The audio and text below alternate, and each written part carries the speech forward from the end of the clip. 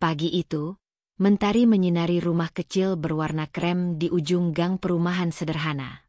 Di dalamnya, aroma nasi goreng yang sedang ditumis memenuhi dapur mungil yang bersih. Fitri, perempuan berusia awal 30-an, tengah sibuk menyiapkan sarapan untuk suaminya, Lana, dan putri kecil mereka yang berusia 5 tahun, Aira. Wajah Fitri bersinar tenang. Matanya jernih, rambutnya disanggul sederhana, dan ia selalu memakai celemek bunga-bunga yang menjadi ciri khasnya setiap pagi. Di ruang tamu, Lana tengah membaca berita dari ponsel sambil menyeruput kopi hitam buatan istrinya. Lelaki itu tampan dengan cara yang tenang dan bersahaja. Ia mengenakan kemeja putih rapi dan celana panjang kerja, bersiap untuk berangkat ke kantor. Tak lama kemudian, Aira datang berlari dari kamar, mengenakan seragam TK-nya, lalu langsung memeluk ayahnya. "Papa, hari ini Aira mau baca puisi di depan kelas," ujarnya dengan mata berbinar. Lana tersenyum lebar. "Wah, putri papa pasti yang paling pintar," katanya sembari mengusap kepala Aira dengan lembut. Fitri hanya tersenyum dari dapur.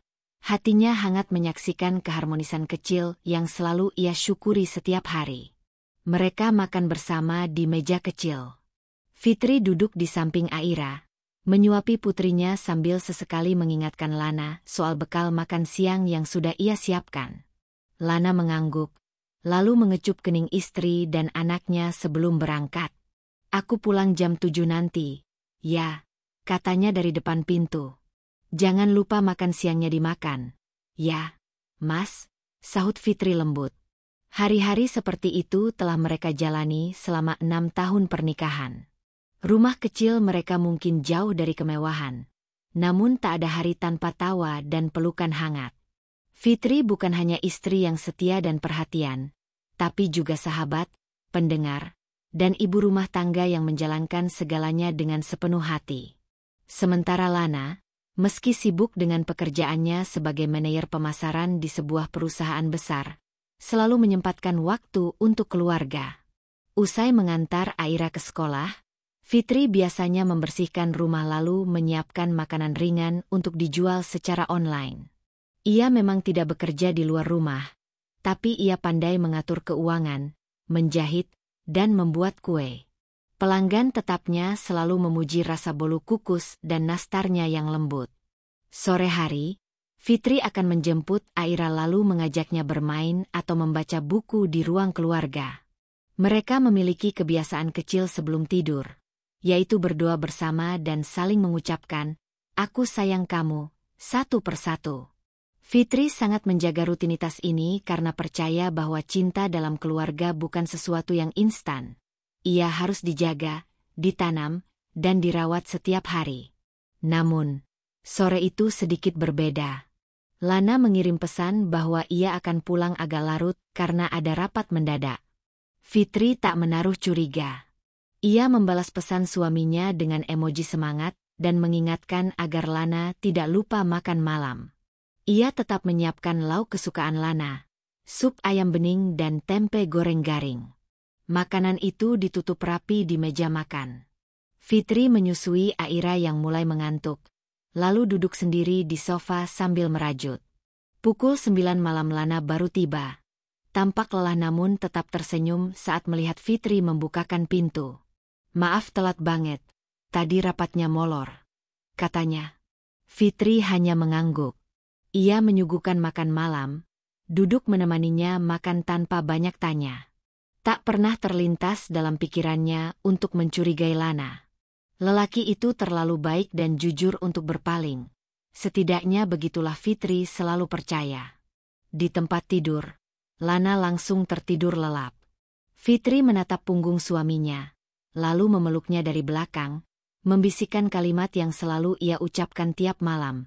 "Terima kasih sudah pulang, Mas. Aku bersyukur karena kamu selalu memilih kembali ke rumah ini." Lana hanya bergumam setengah sadar. Fitri menatap langit-langit kamar mereka, tersenyum kecil, tanpa tahu bahwa pelan-pelan, kehidupan sempurna yang ia banggakan sedang menyimpan retakan halus di sudut yang tak terlihat. Hari-hari berikutnya masih berjalan seperti biasa. Fitri tetap mengurus rumah dengan penuh cinta, mengantar Aira, membuat kue, dan menunggu suaminya pulang. Namun Lana mulai lebih sering lembur, sering memeriksa ponsel, dan kadang menjawab pertanyaan Fitri dengan singkat. Fitri tak langsung berpikir buruk. Ia mengira Lana memang sedang berada dalam tekanan kerja. "Mas kayaknya lagi capek banget, ya?" tanya Fitri suatu malam. "Biasa, proyek akhir tahun," jawab Lana sambil membuka laptop. "Banyak yang harus dikejar." Fitri mengangguk dan menawarkan teh hangat. Namun di sisi lain kota, di gedung kantor tempat Lana bekerja, seorang wanita muda sedang menatap layar komputer sambil tersenyum penuh rencana. Namanya Karin. Wajahnya cantik, rambutnya tergerai rapi, dan penampilannya selalu modis. Ia adalah asisten pribadi baru yang baru 2 minggu bekerja langsung di bawah Lana. Ia memperhatikan semua kebiasaan Lana, dari makanan kesukaan, minuman favorit, gaya bicara, hingga jenis humor yang membuat Lana tertawa. Ia memuji cara Lana memimpin, mendengarkan keluhannya, dan mulai menampilkan peran sebagai wanita pengertian yang selalu ada. "Mas Lana, mau kopi seperti biasa?" tanya Karin suatu pagi dengan senyum lebar. Lana sedikit terkejut, namun mengangguk. "Iya, boleh." Karin menyerahkan kopi dengan tangan halus. Jari-jarinya sengaja bersentuhan dengan tangan Lana lebih lama dari yang perlu. Lana mengangkat alis tapi tak berkata apa-apa. Karin hanya tersenyum dan berlalu. Hari itu, Lana merasa sedikit berbeda. Ada ketenangan yang ganjil ketika Karin berbicara. Senyumannya, meski baru dikenal sebentar, membuat ruang kerja terasa lebih ringan. Ia tidak menyadari bahwa permainan halus sudah dimulai. Sementara itu, di rumah, Fitri tengah menulis pesan ulang tahun untuk Lana. Hari ulang tahun suaminya sebentar lagi, dan ia merencanakan kejutan kecil bersama Aira. Ia menabung beberapa minggu untuk membeli jam tangan yang Lana inginkan sejak lama. Ia juga membuat video kolase foto mereka bertiga, menambahkan suara Aira yang berkata, "Selamat ulang tahun Papa, aku sayang Papa." Malam sebelum ulang tahun Lana, Fitri menyusun semuanya rapi di kamar tidur, lalu menunggu suaminya pulang dengan senyum dan hati yang penuh cinta. Tapi Lana pulang lewat tengah malam. Wajahnya lelah, dan ia bahkan tak sadar bahwa hari itu adalah ulang tahunnya sendiri, atau mungkin pura-pura lupa. Ia menatap kejutan kecil di atas ranjang dan hanya berkata pelan, "Terima kasih." Fitri tersenyum, meski dalam hatinya ada perih kecil yang menggigit. Ia memeluk Lana dan berkata, "Semoga kamu selalu diberi kesehatan dan bahagia, Mas." Lana mengangguk, tapi tak membalas pelukan itu dengan hangat seperti biasanya. Fitri tidur malam itu dengan perasaan aneh. Ia mencoba mengusir kegelisahan, meyakinkan dirinya bahwa suaminya hanya sedang lelah. Ia tidak tahu bahwa di hari yang sama, seseorang mengirim pesan ucapan ulang tahun pada Lana dengan emotikon ciuman dan kata-kata yang jauh lebih manis. "Selamat ulang tahun Mas Lana. Semoga hari-harimu selalu indah bersamaku. Hati Merah 2, Karin." Pagi itu seperti biasa, Fitri menyiapkan sarapan dengan penuh cinta. Meja makan telah tertata rapi, nasi uduk buatan sendiri, telur balado kesukaan Lana, dan teh manis hangat. Aira duduk manis di kursinya, menggoyang-goyangkan kaki kecilnya sambil menunggu sang ayah turun dari kamar. "Papa belum bangun, Bu?" tanyanya polos. "Sudah, sayang. Sebentar lagi juga turun," jawab Fitri sambil merapikan rambut Aira. Tak lama kemudian, Lana muncul dari tangga, mengenakan kemeja biru tua dan dasi abu-abu. Wajahnya tampak letih, tapi ia tetap tersenyum tipis saat melihat anak dan istrinya. Fitri menarik kursi untuknya. "Makan dulu, Mas. Kamu belum sempat makan malam semalam," ujar Fitri. "Terima kasih," jawab Lana pendek, lalu langsung mulai menyantap makanan. Fitri memperhatikan suaminya dengan seksama. Beberapa hari terakhir, Lana sering tampak murung dan lebih diam. Biasanya mereka selalu saling bertukar cerita, bahkan candaan kecil pun tak pernah absen. Tapi kini, setiap pertanyaan yang Fitri ajukan hanya dijawab seperlunya. Ada jarak yang perlahan muncul, namun Fitri memilih untuk tidak membesar-besarkannya. Ia percaya rumah tangga tidak selalu harus sempurna sepanjang waktu. Ada pasang surut, dan ia yakin ini hanya fase lelah sesaat. Setelah sarapan, Lana berpamitan seperti biasa. Namun pagi itu, ia menyebut satu nama baru. Oh iya, di kantor ada asisten baru. Namanya Karin. Lumayan membantu banget, jadi aku bisa fokus ke bagian strategis, katanya sambil merapikan jam tangannya. Fitri tersenyum. Wah, bagus dong, Mas. Jadi kerjaanmu nggak terlalu numpuk. Iya, dia cekatan orangnya. Cepat tanggap juga. Ada kilatan kecil di mata Lana saat menyebut nama itu. Fitri tak sadar, atau mungkin menolak untuk menyadari. Ia hanya mengangguk dan menyelipkan bekal makan siang ke dalam tas suaminya. Jangan lupa dimakan, ya. Iya, jawab Lana sambil buru-buru pergi. Di kantor, suasana sudah sibuk seperti biasa. Karin, si asisten baru, mengenakan blus putih dengan rok pensil ketat, duduk anggun di meja dekat ruangan Lana. Ia tampak profesional, penuh semangat, dan terlalu cepat akrab dengan semua orang. Tapi ia punya misi pribadi, mendekati Lana, dan kalau bisa, memilikinya. Karin bukan gadis naif. Ia tahu persis siapa targetnya dan bagaimana cara menyusup masuk ke dalam kehidupan pria itu. Ia sudah membaca kebiasaan Lana sejak hari pertama bekerja. Bagaimana Lana meminum kopi tanpa gula, cara ia mengetuk meja saat berpikir, dan kebiasaannya membuka dasi saat mulai merasa stres. Ia juga tahu Lana sudah menikah dan punya anak, tapi itu tak membuatnya mundur. Justru, di matanya, pria beristri lebih mudah dijebak karena kelelahannya terhadap rutinitas rumah tangga. Hari itu, Lana sedang sibuk mempersiapkan presentasi untuk klien besar. Karin masuk ke ruangannya sambil membawa 2 cangkir kopi. Mas Lana, aku buatkan kopi favoritmu. Tanpa gula, 2 tetes susu, katanya dengan senyum lebar. Lana menoleh, sedikit terkejut. Wah, kamu hafal, ya? Karin terkekeh. Aku cepat belajar soal hal-hal penting. Lana menerima kopi itu dan kembali menatap laptop, tapi dalam hatinya mulai muncul rasa nyaman yang aneh. Karin berbeda dari Fitri yang lembut dan penuh perhatian dengan cara seorang istri. Karin lebih berani, lebih spontan, dan entah kenapa, menyenangkan diajak ngobrol.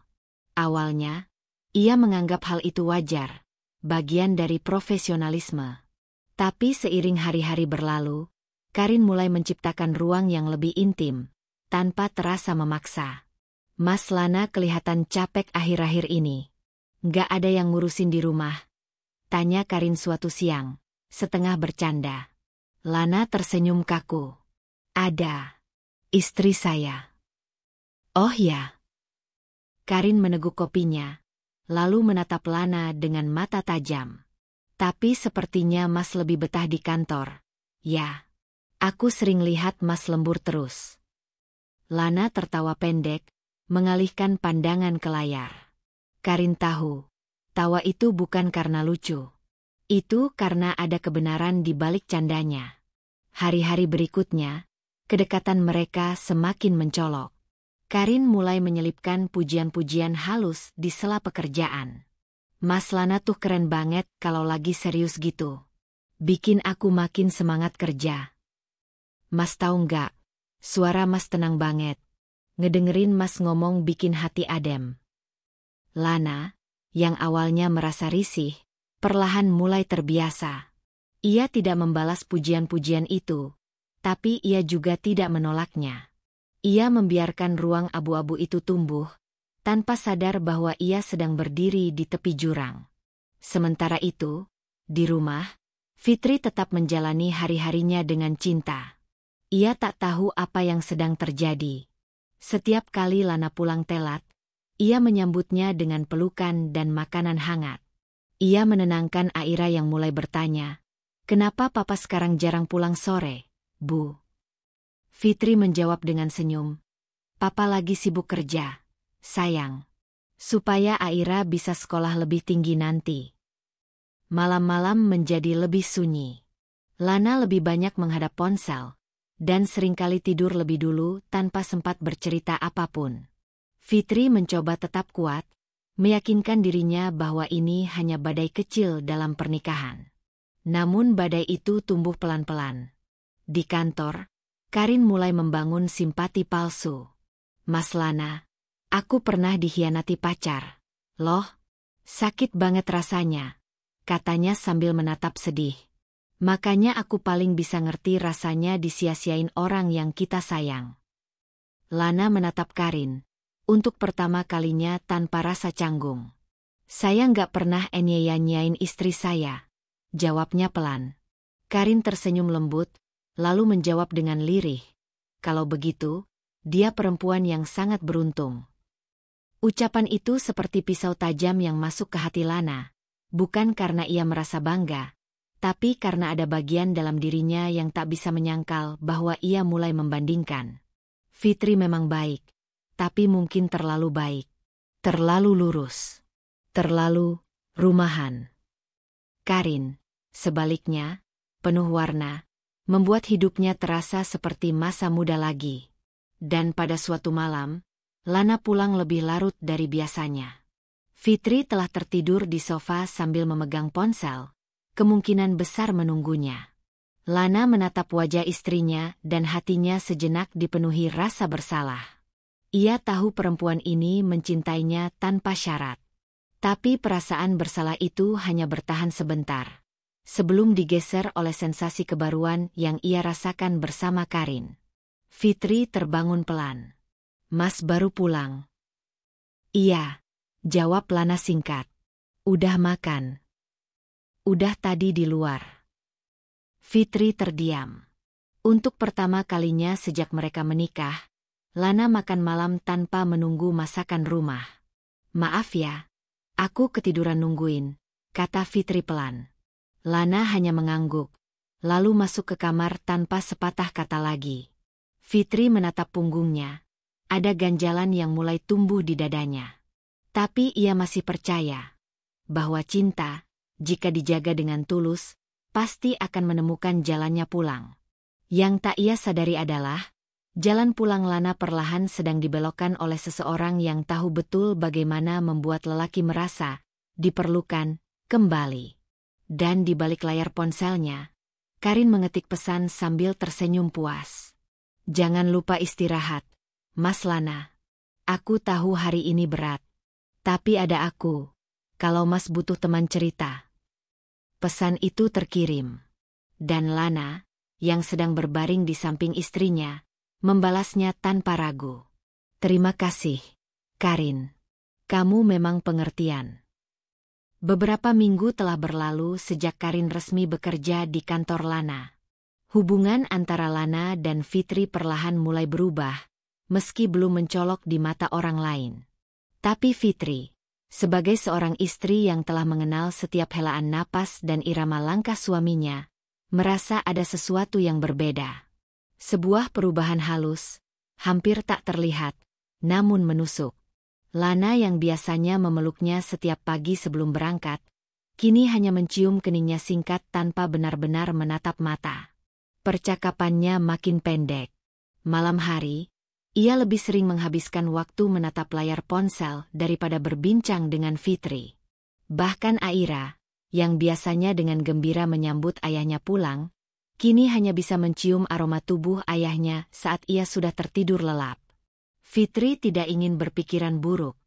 Dalam hatinya, ia terus menenangkan diri, mencoba meyakinkan bahwa Lana memang sedang berada di masa sibuk. Ia tahu pekerjaan Lana sedang padat. Ia tahu proyek akhir tahun selalu menyita waktu. Tapi tetap saja, hatinya terusik oleh firasat-firasat kecil yang muncul tanpa aba-aba. Salah satu momen yang mengganggunya terjadi saat akhir pekan. Biasanya, hari Sabtu dan Minggu adalah waktu untuk keluarga. Mereka akan pergi bersama ke taman, makan es krim, atau sekadar menonton kartun bersama Aira di ruang tengah. Tapi kini, Lana sering membawa pekerjaan ke rumah, atau mengaku harus ke kantor karena ada deadline mendadak. Fitri masih mencoba pengertian. Mas yakin gak bisa ditunda? Hari ini Aira mau kita temani lihat pertunjukan sekolahnya, ucap Fitri suatu Sabtu pagi. Lana menatapnya dengan wajah lelah. Aku harus ke kantor, Fit. Ini penting. Lagi pula kamu bisa temani Aira, kan? Fitri terdiam. Bukan karena enggan pergi sendiri, tapi karena kecewa. Ini pertama kalinya Lana melewatkan momen yang begitu penting bagi anak mereka. Aira sudah seminggu berlatih membacakan puisi, berharap bisa tampil di hadapan ayah dan ibunya. Fitri ingin memaklumi, tapi hatinya terasa berat. Kalau begitu, aku kirim video pertunjukannya nanti, kata Fitri akhirnya, berusaha menahan suara yang mulai gemetar. Lana hanya mengangguk, lalu pergi begitu saja. Di tempat lain, di sebuah ruang kantor yang sepi karena hari Sabtu, Karin sudah duduk dengan riasan tipis dan senyum lebar. Ia mengenakan blus pastel dan celana panjang formal, tapi aroma parfumnya terlalu manis untuk ukuran suasana kerja. Ia tahu Lana akan datang. Ia yang mengatur jadwal, lembur, itu, hanya untuk mereka berdua. Mas Lana, sapanya begitu Lana masuk. Kopi pahit kesukaanmu sudah siap. Lana tersenyum singkat. Terima kasih. Mereka duduk bersama mengulas laporan, tapi fokus Lana tak sepenuhnya pada dokumen. Karin terlalu dekat. Bahunya nyaris bersentuhan, dan suara lembutnya memenuhi ruang kecil itu. Karin tertawa saat Lana bercerita tentang klien yang rewel, lalu sesekali menepuk lengan Lana dengan akrab. Sentuhan kecil itu terasa biasa, hingga terasa nyaman. Mas tuh lucu ya, kalau udah marah malah makin kalem, ujar Karin sambil menatap Lana dengan mata jenaka. Lana terkekeh. Marah-marah capek. Lebih baik mikir solusi. Karin mengangguk. Lalu dengan suara rendah ia berkata, pantas aja istri Mas betah banget di rumah. Punya suami sabar kayak Mas. Ucapan itu membuat Lana terdiam. Untuk sesaat, bayangan Fitri muncul dalam benaknya. Senyumnya yang lembut, cara ia selalu menyambutnya dengan pelukan, dan bagaimana Fitri memeluk Aira saat mereka tertawa bersama. Tapi kenangan itu cepat kabur, tergantikan oleh sorot mata Karin yang penuh kekaguman. Aku ganggu nggak, sih? Maaf kalau suka sok kenal, ujar Karin cepat-cepat, pura-pura takut ditolak. Lana buru-buru menjawab, enggak, kamu nggak ganggu kok. Dan saat kalimat itu keluar dari mulutnya, sesuatu di dalam dirinya retak. Ia tahu ia mulai melangkah ke arah yang salah. Tapi ia belum menghentikannya. Ia belum siap.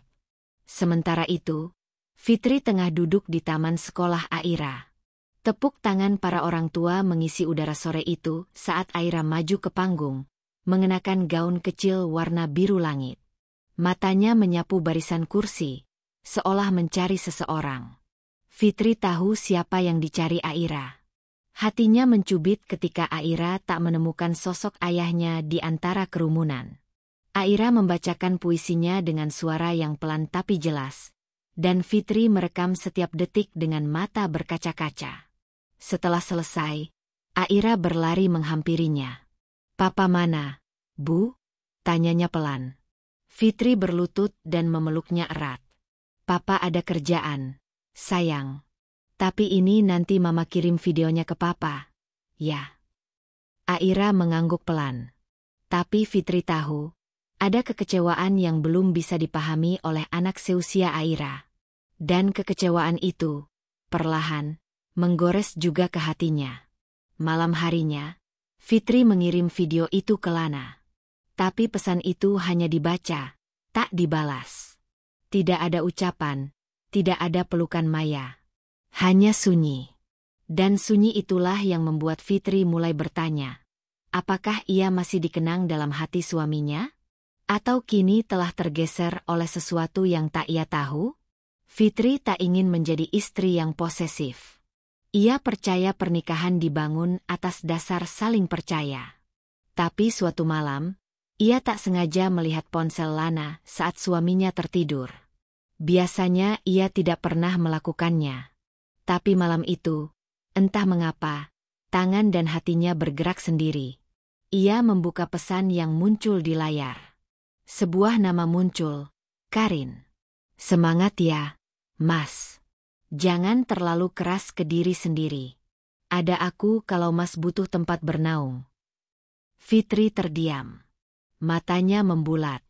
Pesan itu terlalu lembut, terlalu intim, bukan seperti rekan kerja. Ia menelan ludah, lalu perlahan membuka pesan-pesan sebelumnya. Ada emoji hati. Ada obrolan tengah malam. Ada kata-kata yang membuat perutnya mual. Namun sebelum ia sempat membaca lebih jauh, Lana terbangun. Fitri? Kamu ngapain buka HP-ku? Fitri terkejut, berdiri tergagap. Aku, cuma. Lana langsung mengambil ponselnya. Nada bicaranya tajam. Fit, kamu serius buka-buka HP-ku? Ini privasi. Fitri terpaku. Mas, siapa Karin? Karin? Asisten baruku. Memangnya kenapa? Pesan-pesannya. Itu bukan kayak pesan kerjaan, Mas. Lana mendesah panjang. Fit, kamu tuh mulai halu, ya? Aku kerja lembur. Kamu curiganya macam-macam. Aku capek, Fit. Jangan nambah beban. Fitri menunduk. Matanya panas. Aku nggak curiga, Mas. Aku cuma ngerasa ada yang berubah dari kamu. Lana tak menjawab. Ia hanya melempar pandangan kesal, lalu kembali membaringkan tubuh. Fitri tetap berdiri, tubuhnya gemetar. Ia merasa seperti wanita yang sedang kehilangan seseorang yang masih tinggal di bawah atap yang sama. Malam itu, Fitri tak bisa tidur. Ia duduk di sudut ranjang sambil memeluk lutut, mencoba mengumpulkan logika, menimbang apa yang sedang terjadi. Ia ingin percaya, tapi firasatnya terlalu kuat. Sesuatu sedang bergerak dalam diam, dan rumah kecil mereka tak lagi terasa utuh seperti dulu. Ia tahu, cinta bisa diuji. Tapi apa jadinya jika cinta diuji oleh pengkhianatan? Karin tidak pernah terburu-buru dalam permainan yang sedang ia mainkan. Ia tahu bahwa pria seperti Lana, beristri, beranak, dan tampak setia, tidak bisa dijatuhkan hanya dengan rayuan murahan. Dibutuhkan strategi, waktu, dan yang paling penting, membuatnya merasa dibutuhkan lebih dari yang pernah dirasakannya di rumah. Dan itu, Karin lakukan dengan hati-hati, seperti pemain catur yang sudah hafal langkah lawan. Ia terus membanjiri Lana dengan perhatian. Setiap pagi, Karin sudah siap dengan laporan lengkap, ditemani secangkir kopi pahit favorit. Ia selalu ingat jadwal Lana, mengingatkan rapat, bahkan hal-hal kecil seperti kapan harus makan atau istirahat. Sesekali ia berpura-pura sakit hanya agar Lana menanyakan kabarnya. Ketika Lana mulai peduli, saat itulah ia tahu, benihnya mulai tumbuh. Di sela-sela kesibukan kantor, Karin sering membuka obrolan ringan yang berujung pada curhat pribadi. Tentang masa lalunya yang kelam, tentang mantan yang selingkuh, tentang betapa ia takut jatuh cinta lagi tapi merindukan perhatian. Dan setiap kali Karin berbicara seperti itu, matanya selalu tertuju pada Lana, lembut, rentan, dan penuh harap. Lana yang awalnya hanya mendengarkan, mulai merasa bersalah setiap kali ingin memotong cerita itu. Ia merasa seperti pelindung, seseorang yang bisa menjadi tempat sandaran. Posisi itu membuatnya merasa penting, lebih dari sekadar atasan. Ia tak sadar bahwa perasaan itu, keinginan untuk melindungi, pelan-pelan berubah menjadi keterikatan yang memabukkan. Suatu sore, Setelah lembur, Karin berdiri di balkon kantor sambil menatap langit. Lana yang hendak pulang melihatnya dari balik pintu kaca. "Kamu belum pulang?" tanya Lana sambil menghampiri. Karin hanya tersenyum. "Aku lagi butuh angin. Hari ini berat." Lana mengangguk pelan. "Mau cerita?" Karin menoleh, matanya mulai berkaca-kaca. "Mas Lana, pernah nggak ngerasa? Kayaknya kita capek mencintai orang yang bahkan nggak ngerti cara menghargai kita." Lana diam. Kalimat itu seperti tamparan. Entah kenapa, ia langsung teringat Fitri. Wajah lembut istrinya muncul, dan untuk sesaat, ia bertanya dalam hati, apakah Fitri pernah merasa seperti itu? "Semua orang pasti pernah," jawab Lana akhirnya. Karin mengangguk. "Tapi aku selalu percaya, kalau Tuhan pasti kirim orang yang bisa jadi tempat pulang." Ia menatap Lana dengan pandangan penuh makna. Udara menjadi sunyi. Sorot mata Karin memikat, seolah mengundang. Dan saat Lana hendak menjauh, Karin dengan cepat menggenggam tangannya. "Mas, maaf, aku tahu ini salah. Tapi aku suka Mas." Genggaman itu hangat tapi menggetarkan. Lana membeku. Detik-detik terasa berjalan lambat. Di dalam hatinya terjadi pertarungan hebat, antara setia dan tergoda, antara cinta lama dan rasa baru yang menggoda logika. Ia tahu ini salah, tapi tidak melawan. Ia tahu ini jebakan, tapi tidak lari. "Karin, kamu tahu aku sudah menikah," kata Lana pelan. "Tahu," jawab Karin lirih. "Tapi hati nggak bisa pilih, kan?" Lana menarik tangannya perlahan, lalu berkata singkat, "Kita pulang. Sudah malam." Karin tidak menjawab, tapi senyumnya mengembang. Senyum puas, karena ia tahu, perasaan itu sudah ada. Lana belum menjauh. Itu sudah lebih dari cukup untuk sekarang. Di rumah, Fitri kembali mendapati dirinya sendirian. Aira sudah tidur. Meja makan sepi. Makanan yang disiapkan sejak sore tetap utuh, dingin, dan tak disentuh. Ponselnya hanya menampilkan satu pesan singkat dari Lana. "Lembur lagi. Jangan tunggu." Fitri membaca pesan itu dengan napas berat. Perasaannya sudah terlalu sering tertahan. Tapi malam ini, ia menangis diam-diam di dapur sambil menatap masakan yang ia buat dengan sepenuh hati. Ia bukan menangis karena marah, tapi karena kecewa pada dirinya sendiri, karena masih terus menunggu seseorang yang semakin menjauh. Keesokan harinya, saat Lana akhirnya pulang pagi karena lembur, Fitri memberanikan diri bertanya, "Mas, aku boleh nanya sesuatu nggak?" Lana sedang membuka laptop di meja makan, tapi ia menoleh dengan nada sedikit jengkel. "Apa lagi, Fit?" "Karin, dia suka kamu, ya?" Pertanyaan itu membuat udara mendadak berhenti. Lana menutup laptopnya pelan, lalu menatap Fitri tajam. "Fit, tolong ya. Aku lagi capek kerja. Jangan tambah drama di rumah." "Aku bukan drama, Mas. Aku cuma istri yang ngerasa suaminya mulai berubah. Kamu mulai dingin, kamu sering pulang telat, dan kamu gak pernah lihat aku kayak dulu lagi." Lana bangkit berdiri. "Kenapa kamu jadi insecure gini, sih? Aku kerja buat kita, buat Aira. Kamu tahu apa soal kerjaanku? Hah? Kamu cuma di rumah, ngurusin kue sama anak. Gampang ngomong, Fit." Fitri terdiam. Kata-kata itu seperti peluru. Ia ingin melawan, tapi suara Lana sudah naik. Aira terbangun dari kamar dan mulai menangis.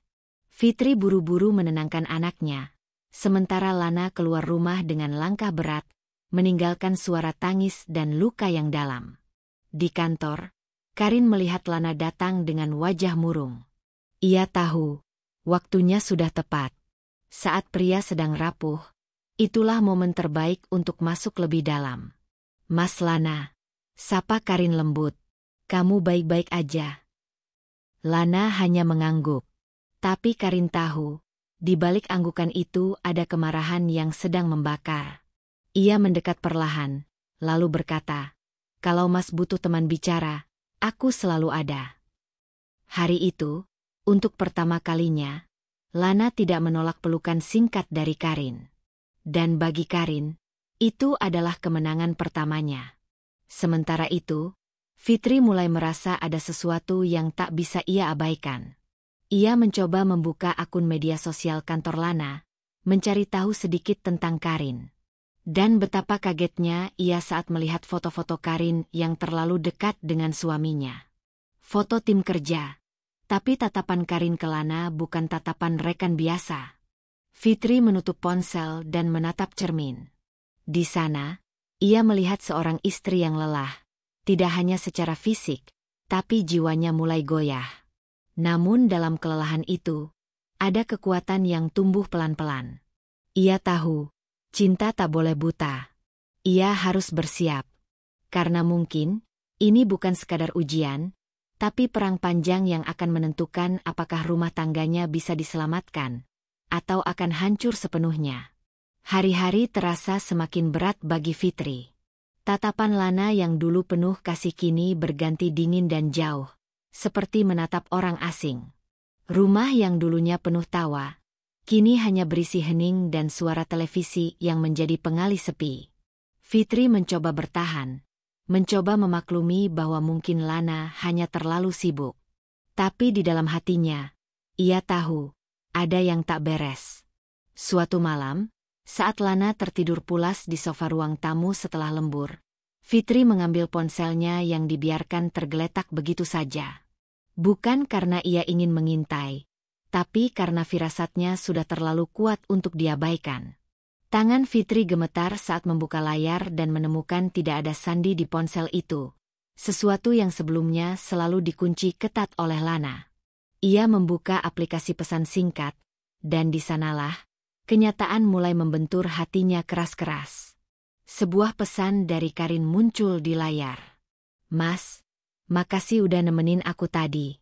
Rasanya damai banget di pelukan Mas.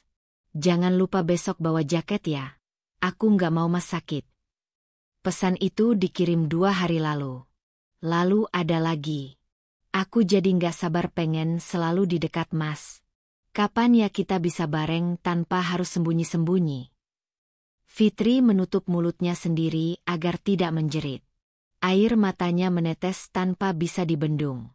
Dunia yang selama ini ia perjuangkan dengan sepenuh hati, rumah tangga yang ia rawat, cinta yang ia berikan, dan kepercayaan yang ia genggam erat, ternyata telah dikhianati.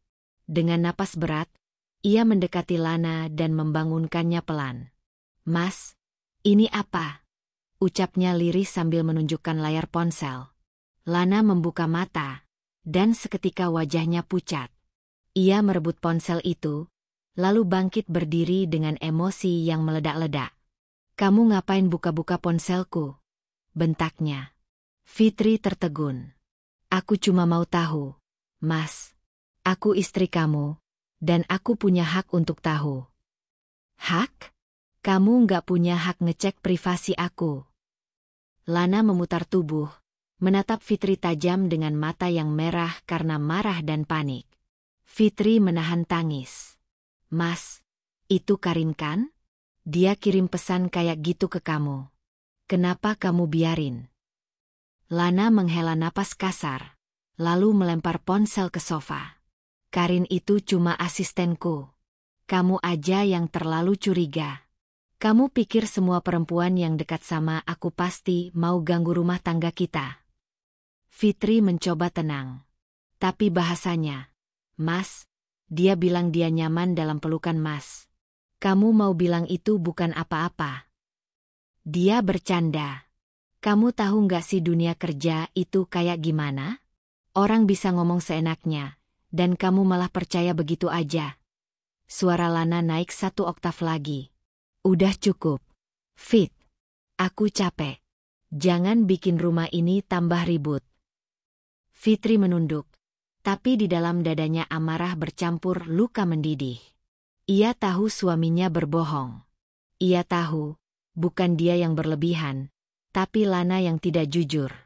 Namun ia memilih diam. Ia tahu pertempuran ini belum waktunya dimenangkan. Keesokan harinya, Fitri mengantar Aira ke sekolah. Di tengah jalan, Aira yang duduk di kursi belakang bertanya polos. "Bunda, kenapa ayah sekarang suka marah-marah ya?" "Ayah nggak suka bunda lagi."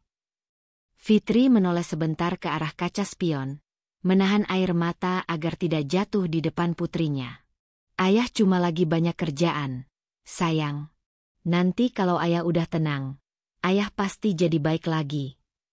Jawaban yang ia berikan bukan untuk menutupi kebenaran, tapi agar Aira tidak tumbuh dengan luka yang lebih dalam dari yang bisa ia tanggung. Anak-anak tidak pantas jadi korban pertengkaran orang dewasa. Di kantor, Karin tersenyum puas melihat Lana yang masih diliputi emosi dari pertengkaran semalam. Ia menyadari pesan-pesan yang ia kirim memang cukup berisiko, tapi justru itulah tujuannya, menciptakan retakan di rumah tangga Lana. Dan ketika Lana tidak langsung memutus komunikasi setelah itu, ia tahu bahwa kendalinya semakin kuat. "Mas Lana," sapa Karin manja saat menyodorkan berkas. "Maaf ya kalau pesanku kemarin bikin masalah." Lana hanya melirik sekilas, wajahnya lesu. "Lain kali jaga omongan, Kar." Karin tersenyum tipis. "Tapi kan itu jujur dari hati aku, Mas." Lana tidak menjawab, namun ia tidak pergi. Dan di mata Karin, itu adalah jawaban yang ia inginkan. Di rumah, Fitri mulai menyusun kekuatannya sendiri.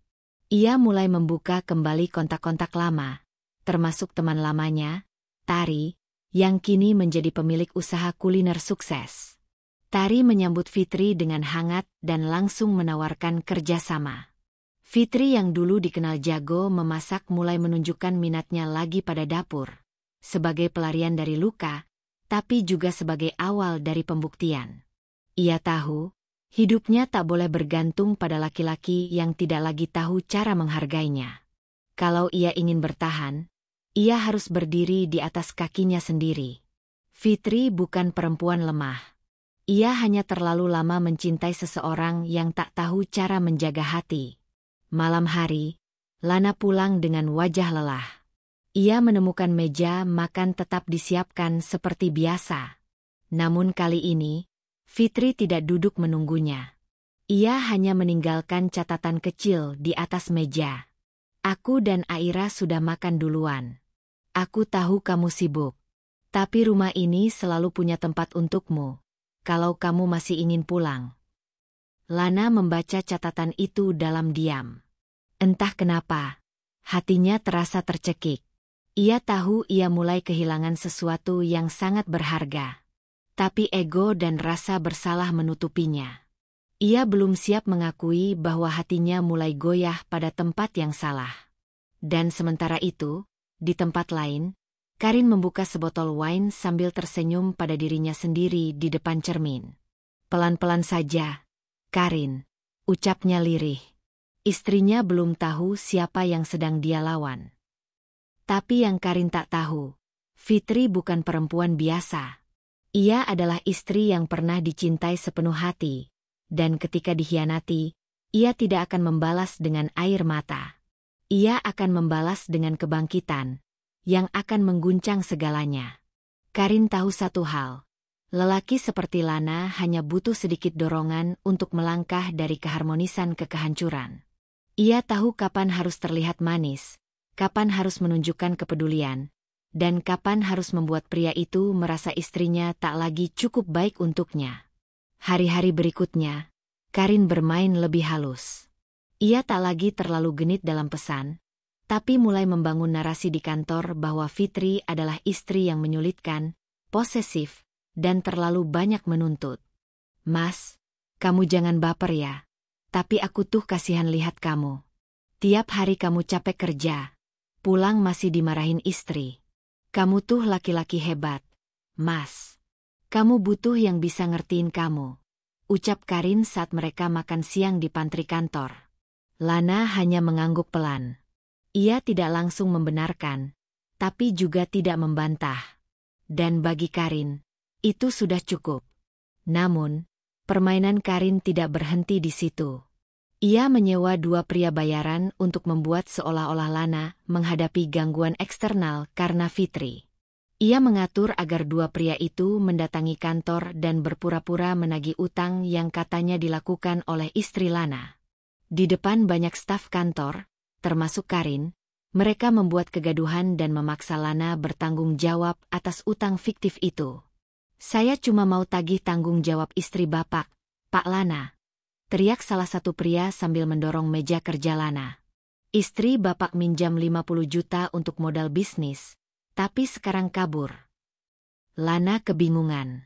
Ia tidak pernah tahu soal utang apapun. Karin pun berpura-pura kaget dan menghibur Lana setelah para pria itu diusir satpam. "Mas, Fitri pinjam uang ke rentenir tanpa bilang ke kamu." Karin memegang lengan Lana penuh empati palsu. "Aku tahu kamu pasti bingung, tapi, ya ampun, kamu pantas dapat istri yang bisa bikin hidup kamu tenang, bukan begini." Lana menunduk dalam diam. Dalam benaknya, ia mulai menghubungkan semua kejadian akhir-akhir ini. Fitri memang sedang sibuk, mulai banyak diam, dan bahkan beberapa hari lalu ia melihat Fitri menerima telepon diam-diam di dapur dan bicara dengan suara pelan. Ia tidak tahu bahwa yang Fitri bicarakan adalah tawaran kerja sama catering dari Tari. Sayangnya, benih keraguan telah tumbuh subur dalam pikiran Lana. Sementara itu, Fitri semakin sibuk dengan urusan catering kecilnya. Ia menyewa dapur rumah tetangga sebelah yang sudah lama tidak digunakan, dan mulai memproduksi pesanan harian untuk karyawan kantor dan pelanggan rumahan. Masakannya, yang selalu mengandalkan resep warisan ibunya, mulai disukai banyak orang. Mulut ke mulut membuat pesanan berdatangan. Tari juga membantu mempromosikan lewat media sosial dan beberapa influencer kuliner. Namun di tengah kesibukannya itu, Fitri merasa suasana rumah makin dingin. Lana sudah tidak lagi pulang malam. Ia sering tidak pulang sama sekali. Kalaupun pulang, hanya sebentar untuk ganti pakaian dan pergi lagi tanpa sepatah kata. Aira sering bertanya, dan Fitri hanya bisa tersenyum sambil menjawab, "Ayah kerja lembur, sayang." Fitri tahu ada yang salah. Tapi ia juga tahu, untuk saat ini, ia tak bisa berbuat banyak. Fokusnya kini adalah bertahan. Bertahan demi anak, demi dirinya sendiri, dan demi harga dirinya yang perlahan ingin ia bangun kembali. Suatu malam, saat Fitri sedang mencuci piring, ponselnya berbunyi. Pesan dari nomor tidak dikenal masuk. "Kamu pikir kamu istri yang baik? Kamu bahkan gak bisa ngurus suamimu. Lana sekarang jauh lebih bahagia sama aku." Fitri menatap layar ponsel dengan napas berat. Ia tahu siapa pengirim pesan itu. Meski tidak menyebut nama, gaya bicaranya mencerminkan satu orang, Karin. Tapi Fitri tidak membalas. Ia hanya menghapus pesan itu dan melanjutkan mencuci piring sambil menahan air mata. Namun malam itu, saat ia menengok ke kamar Aira yang sudah tidur, Fitri duduk di samping tempat tidur putrinya dan menggenggam tangan mungil itu. "Bunda kuat, sayang. Karena kamu, Bunda harus kuat. Apapun yang terjadi, kamu gak akan kehilangan Bunda." Di kantor, Karin melangkah semakin jauh. Ia mulai menyusun rencana agar Lana percaya bahwa Fitri bukan hanya beban, tapi juga ancaman. Ia merekayasa seolah-olah Fitri membocorkan dokumen perusahaan melalui email, dengan menyisipkan alamat surel palsu yang tampak seperti milik Fitri ke dalam jaringan kantor. Ia bahkan menggunakan salah satu rekan IT yang diam-diam naksir dirinya untuk memanipulasi jejak digital. Ketika Lana dipanggil ke ruang direksi karena masalah kebocoran data, ia langsung terpukul. Ia dituduh lalai menjaga kerahasiaan internal, dan nama Fitri disinggung sebagai pihak yang mungkin terlibat. Lana tak percaya, tapi benaknya dipenuhi keraguan yang tak henti-henti. "Mas, kalau kamu pikir dia masih bisa dipercaya, ya silakan. Tapi kamu siap nggak kalau satu saat semua kerja keras kamu hancur gara-gara dia? Bisik Karin saat mereka berdua duduk di mobil, pulang dari kantor. Lana hanya menatap ke depan, matanya kosong. Beberapa hari kemudian, Fitri baru saja selesai mengantar pesanan catering ketika ia menemukan pintu rumah terkunci dari dalam. Biasanya Lana akan mengunci pintu jika tidak ingin diganggu. Tapi kali ini berbeda. Fitri mengetuk perlahan, lalu dengan panik memutar gagang pintu. Saat berhasil masuk, ia melihat Lana duduk di ruang tamu dengan tatapan gelap. Di tangannya, tergenggam sebuah amplop coklat berisi cetakan email dan pesan yang katanya dikirim dari akun Fitri ke pihak luar. Apa ini, Fit? Suara Lana berat, nyaris tak bisa dikenali. Fitri mengernyit. Apa maksud Mas? Ini, data perusahaan bocor. Dan semua jejaknya dari email kamu. Lana membanting amplop itu ke meja. Fitri mengambil amplop itu, membuka lembaran-lembaran di dalamnya, dan membaca cepat. Aku gak pernah kirim ini, Mas. Ini bukan aku. Kamu pikir aku bodoh? Lana berdiri, matanya memerah. Aku udah sabar, Fit. Tapi ini udah terlalu jauh. Kamu bukan cuma nyusahin aku di rumah, sekarang di kantor juga. Fitri berdiri dengan mata berkaca-kaca. Mas, percaya sama aku. Aku gak pernah ganggu pekerjaan Mas. Aku bahkan gak tahu ini semua. Terserah kamu mau ngeles apa. Tapi aku gak bisa hidup sama orang yang bisa nyeret aku ke jurang. Fitri menggeleng, tubuhnya gemetar. Jadi ini semua karena dia? Karena Karin. Dia yang pengaruhi Mas, kan? Lana diam. Tapi diamnya adalah pengakuan paling jelas. Malam itu, untuk pertama kalinya Fitri merasa benar-benar sendirian.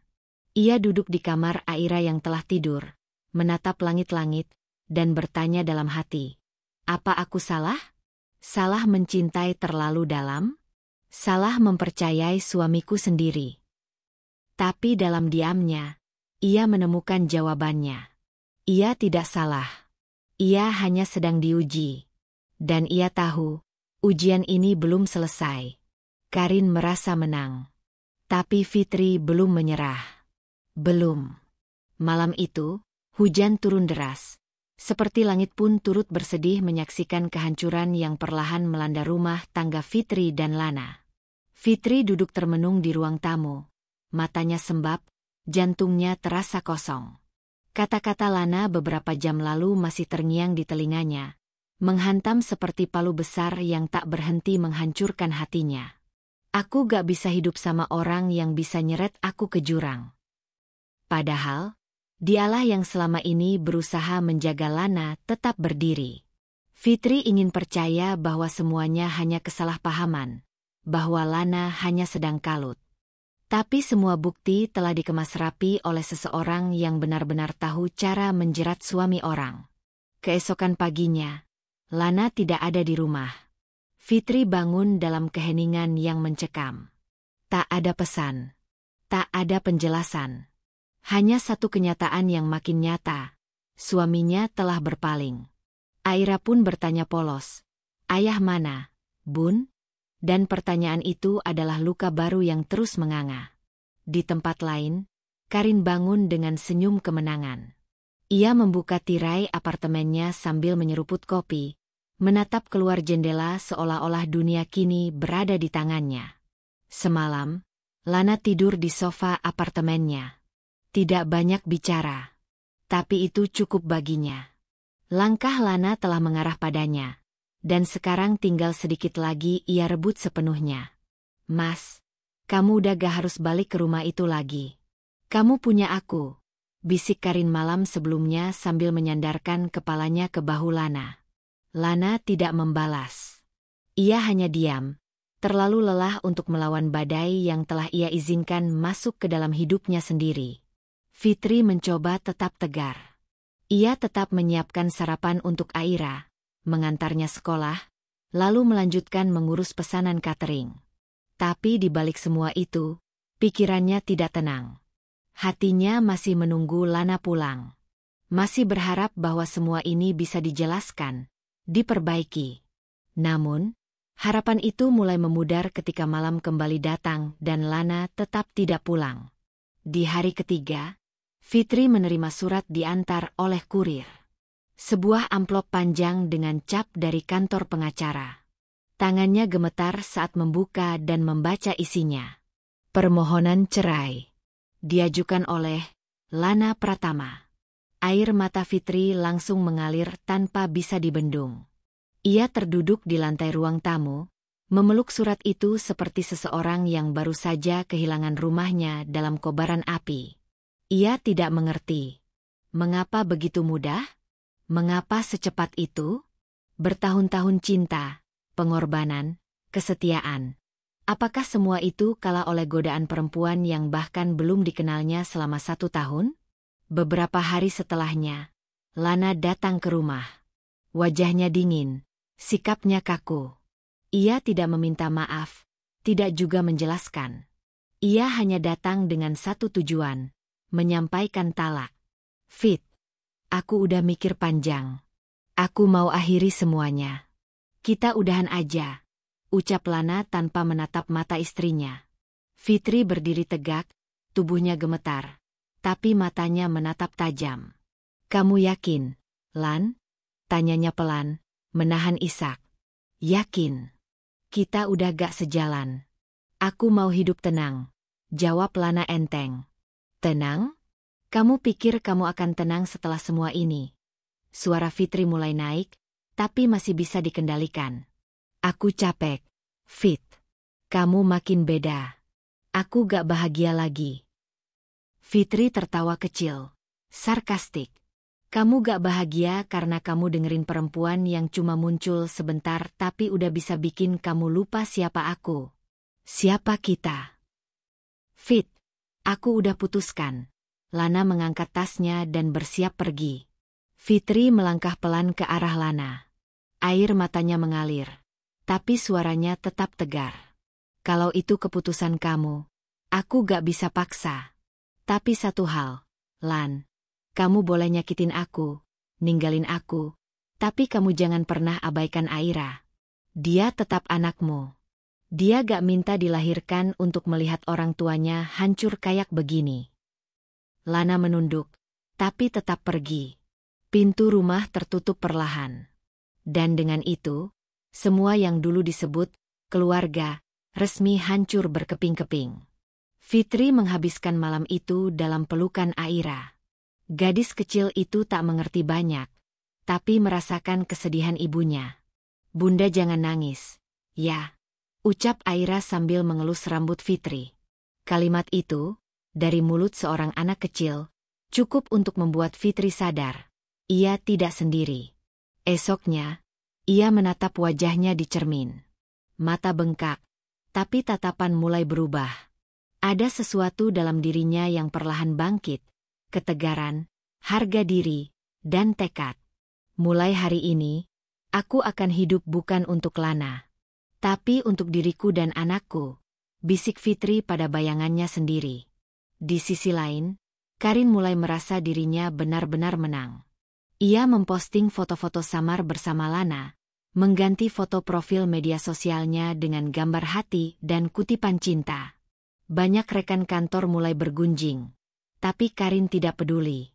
Ia merasa waktunya telah tiba.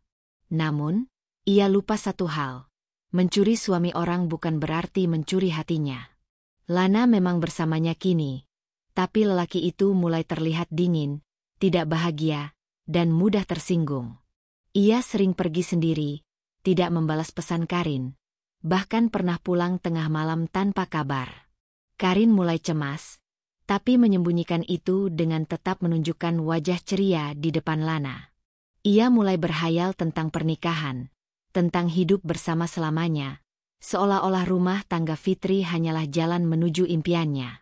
Ia tak tahu bahwa di balik diamnya Lana, ada sesal yang mulai tumbuh. Fitri, perlahan tapi pasti, mulai membangun hidup baru. Ia memperluas cateringnya, menyewa satu tempat kecil di dekat sekolah Aira sebagai dapur produksi. Teman-teman lamanya mulai berdatangan membantu. Tari, sahabat setia sejak kuliah, menjadi partner dalam memasarkan usaha mereka. Fit, kamu tuh hebat. Gak banyak perempuan yang bisa bangkit kayak kamu, ucap Tari suatu siang saat mereka membungkus pesanan untuk acara arisan. Fitri hanya tersenyum. Ia tidak merasa hebat. Ia hanya tidak punya pilihan lain selain bertahan. Tapi satu hal yang ia tahu pasti, ia tidak akan pernah membiarkan luka menjadikannya lemah. Bukan karena Lana. Bukan karena Karin. Dan bukan karena perceraian yang ia tak pernah inginkan. Tapi karena Aira. Dan karena dirinya sendiri. Hari-hari berlalu setelah Lana menjatuhkan talak. Hujan masih sering turun di kota kecil tempat Fitri tinggal, seolah langit belum berhenti menangisi kehancuran rumah tangganya. Rumah yang dulunya penuh tawa kini berubah menjadi sunyi. Hanya suara Aira yang sesekali memecah keheningan dengan tanya polosnya. "Ayah kenapa gak pulang-pulang, Bunda?" Fitri menahan napas setiap kali pertanyaan itu terlontar. Ia tidak bisa menjawab dengan jujur. Ia belum sanggup mengatakan bahwa ayah yang dulu sangat dicintai anaknya itu telah memilih perempuan lain. Bukan karena ia ingin menyembunyikan, tetapi karena hatinya masih belum utuh untuk bisa mengucapkan kebenaran yang menyesakan. Satu pagi, ketika Fitri sedang menyiapkan bekal untuk Aira, surat keputusan talak dari pengadilan akhirnya datang. Hanya selembar kertas dengan cap resmi. Namun isinya seperti palu godam yang menghantam dada. Dengan resmi, ia bukan lagi istri Lana. Tangannya bergetar saat menandatangani tanda terima surat itu. Setelah petugas pergi, ia hanya bisa menatap surat itu lama sekali. Bukan karena ia masih mengharapkan Lana kembali, tapi karena semua kenangan, cinta pertama, hari pernikahan mereka, detik kelahiran Aira, masa-masa susah yang mereka lewati bersama. Semua itu seolah lenyap hanya dengan satu tanda tangan dan satu keputusan egois. Di sisi lain, Lana berpikir hidupnya akan menjadi lebih tenang setelah bercerai. Ia pindah ke apartemen Karin, membawa beberapa barang pribadinya dan mulai mencoba beradaptasi dengan hidup baru. Namun, kenyataan tidak seindah bayangan. Karin, yang sebelumnya tampak manis dan memanjakan, mulai menunjukkan sisi lain. Ia menjadi posesif, cemburuan, dan menuntut perhatian penuh. Lana tidak lagi bisa pergi tanpa harus menjawab serangkaian pertanyaan seperti, "Kamu ketemu siapa? Kenapa lama banget balas chat aku? Kamu masih mikirin dia, ya?" Awalnya Lana menanggapinya dengan sabar, mencoba menenangkan Karin. Tapi lama-kelamaan, tekanan itu membuatnya lelah. Ia mulai merasa kehilangan dirinya sendiri. Hubungan yang awalnya penuh gairah, kini terasa menyesakan. Suatu malam, ketika sedang duduk di balkon apartemen, Lana termenung melihat kota yang terang benderang. Tapi pikirannya tak secerah lampu-lampu itu. Ia teringat Fitri, sosok perempuan yang dulu begitu sabar, tenang, dan tidak pernah menuntut lebih dari sekadar kesetiaan dan cinta. Ia mulai menyadari bahwa ia telah menukar berlian dengan kerikil yang dibungkus kertas emas. Namun penyesalan datang terlambat. Fitri mencoba menjalani hidup barunya sebaik mungkin. Ia bangkit perlahan dari luka, mengisi waktunya dengan mengurus catering yang makin hari makin dikenal. Beberapa influencer lokal bahkan mulai memesan makanannya dan mempromosikannya di media sosial. Meski ia masih sering menangis diam-diam di malam hari, setidaknya siang harinya kini mulai dipenuhi kesibukan dan harapan. Suatu sore, Aira pulang sekolah dengan wajah sedih. Fitri langsung menghampiri. "Ada apa, sayang?" "Teman-teman bilang aku anak broken home. Itu artinya apa, Bunda?" Fitri tercekat. Ia memeluk Aira erat-erat dan berbisik, "Itu gak penting, Nak. Yang penting, Bunda sama kamu tetap punya rumah yang penuh cinta." Aira mengangguk, tapi mata kecilnya masih menyimpan luka yang tak bisa Fitri sembuhkan dengan kata-kata saja. Saat itulah Fitri tahu, ia harus jadi jauh lebih kuat. Tidak hanya untuk dirinya sendiri, tapi untuk anak yang menjadi jantung hidupnya. Tak lama setelah itu, Karin mulai menunjukkan keinginannya untuk dinikahi. Ia merasa posisinya tak aman, apalagi setelah melihat Lana sering termenung dan jarang tersenyum. "Mas, kita udah tinggal bareng. Aku gak mau digantung kayak gini. Aku butuh status," kata Karin suatu malam dengan nada tinggi. Lana terdiam. "Aku baru cerai, Rin. Gak bisa langsung nikah." "Kenapa? Kamu takut? Atau kamu masih mikirin Fitri?"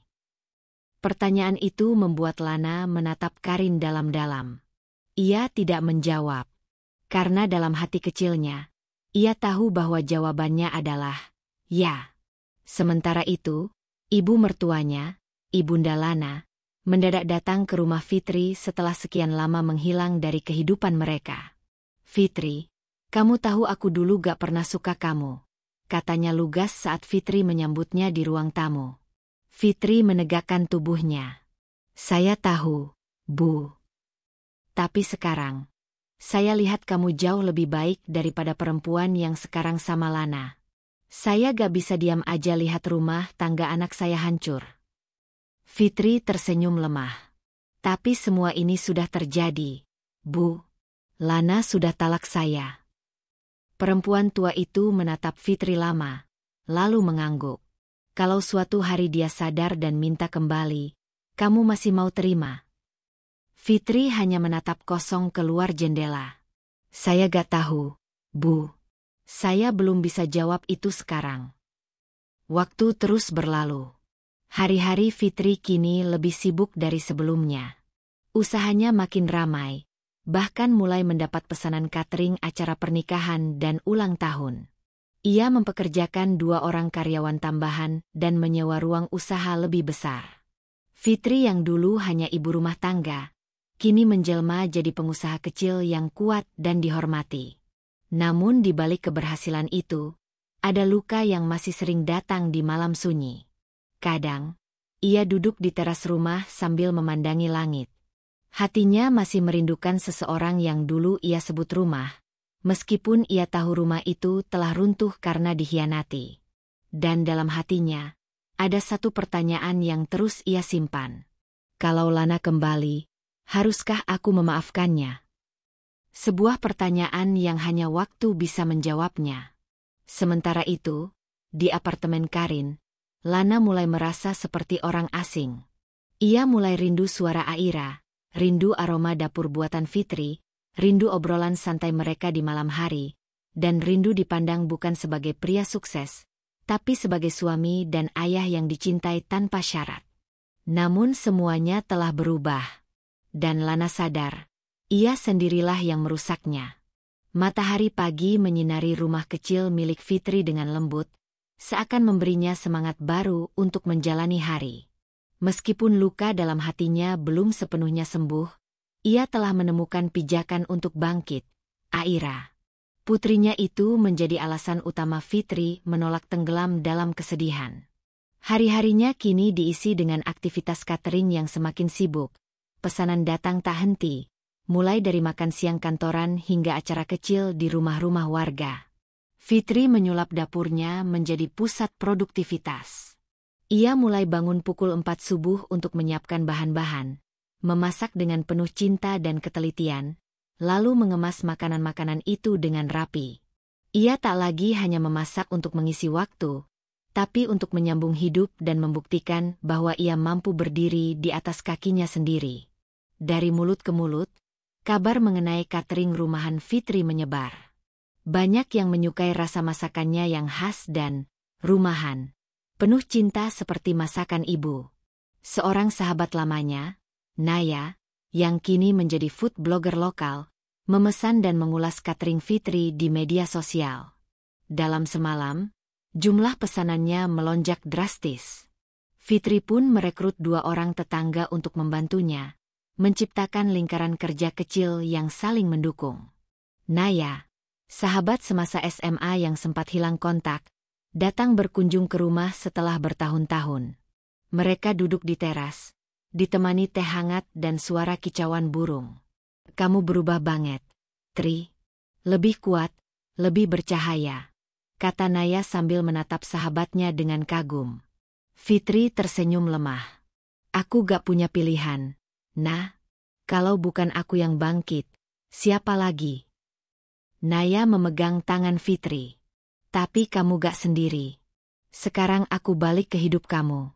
Dan aku gak akan kemana-mana lagi. Kehadiran Naya seperti embusan angin segar dalam hidup Fitri. Mereka mulai sering bertukar cerita, tertawa bersama. Bahkan Naya ikut membantu strategi pemasaran usaha catering Fitri agar menjangkau kalangan yang lebih luas.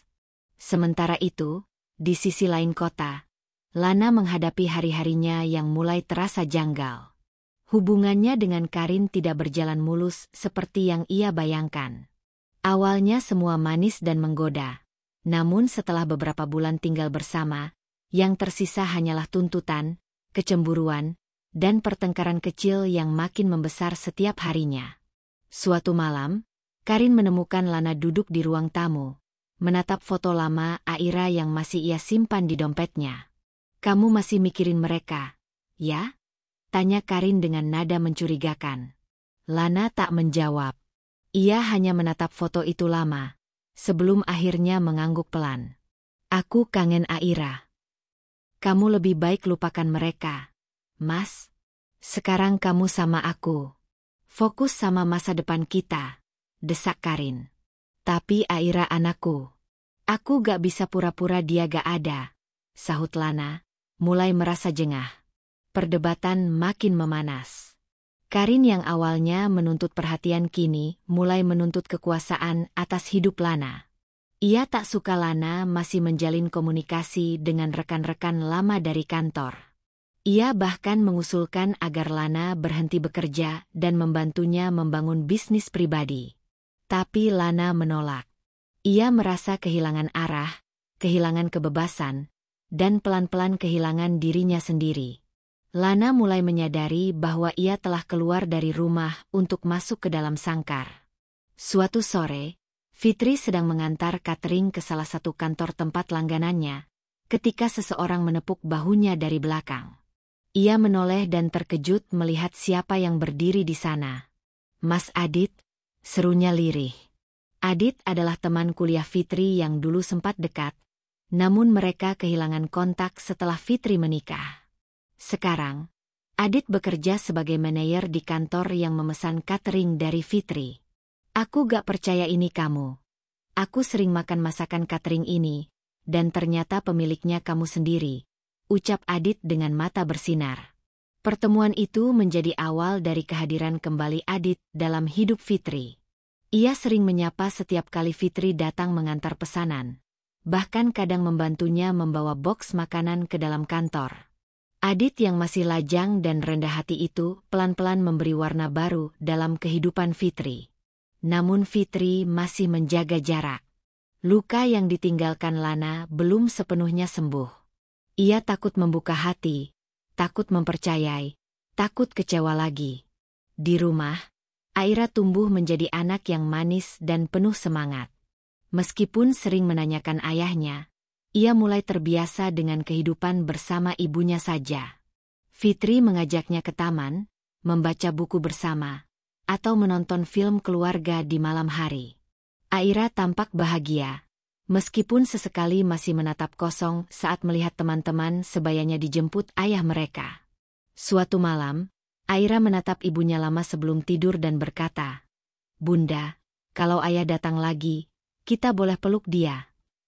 Fitri menggigit bibir, menahan emosi yang meletup di dada. "Kalau kamu mau, kamu boleh peluk ayah, sayang. Tapi ayah, mungkin gak akan tinggal di sini lagi." "Kenapa?" tanya Aira polos. Fitri menarik napas panjang. "Karena kadang, orang dewasa bisa bikin kesalahan besar. Nak, tapi Bunda janji, kamu gak akan pernah sendiri." Kebangkitan Fitri tidak hanya terlihat dari luar, tapi juga dari dalam. Ia mulai menulis jurnal harian, mengikuti komunitas perempuan yang bangkit dari perceraian, dan menjadi inspirasi banyak orang. Ia sering diundang sebagai narasumber di acara UMKM lokal untuk membagikan kisah perjuangannya. Namun di dalam hatinya, ia tahu satu hal. Bangkit bukan berarti lupa. Ia masih mengingat semua yang terjadi, dari senyum Lana yang dulu membuatnya jatuh cinta, hingga kata-kata talak yang menusuk jantungnya. Tapi kini, ia tidak lagi dikendalikan oleh luka itu. Ia telah menjadikannya fondasi untuk membangun hidup baru. Dan di tempat lain, Lana mulai melihat kabar tentang Fitri yang viral di media sosial. Ia membaca artikel tentang janda tangguh pemilik catering sukses, dan melihat foto Fitri tersenyum sambil memeluk Aira. Untuk pertama kalinya setelah sekian bulan, air mata jatuh dari mata Lana. Ia baru sadar, kehilangan terbesar dalam hidupnya bukanlah rumah, status, atau reputasi, tetapi perempuan yang pernah mencintainya sepenuh hati, dan kini telah melangkah maju tanpa menoleh lagi. Hari-hari Fitri kini tak lagi berpusat pada luka, tetapi pada harapan. Ia membuka pagi dengan senyum, bukan air mata. Rumah kecilnya yang dulu sunyi dan penuh tangisan kini menjadi tempat yang hangat dan produktif. Dapur selalu ramai dengan bunyi panci dan wajan, aroma masakan menguar ke seluruh ruangan, dan suara tawa Aira menjadi musik yang mengiringi langkahnya setiap hari. Usaha catering Fitri semakin berkembang. Ia mulai menerima pesanan dari perusahaan-perusahaan besar untuk acara-acara khusus, bahkan diminta mengisi stand kuliner di beberapa event lokal.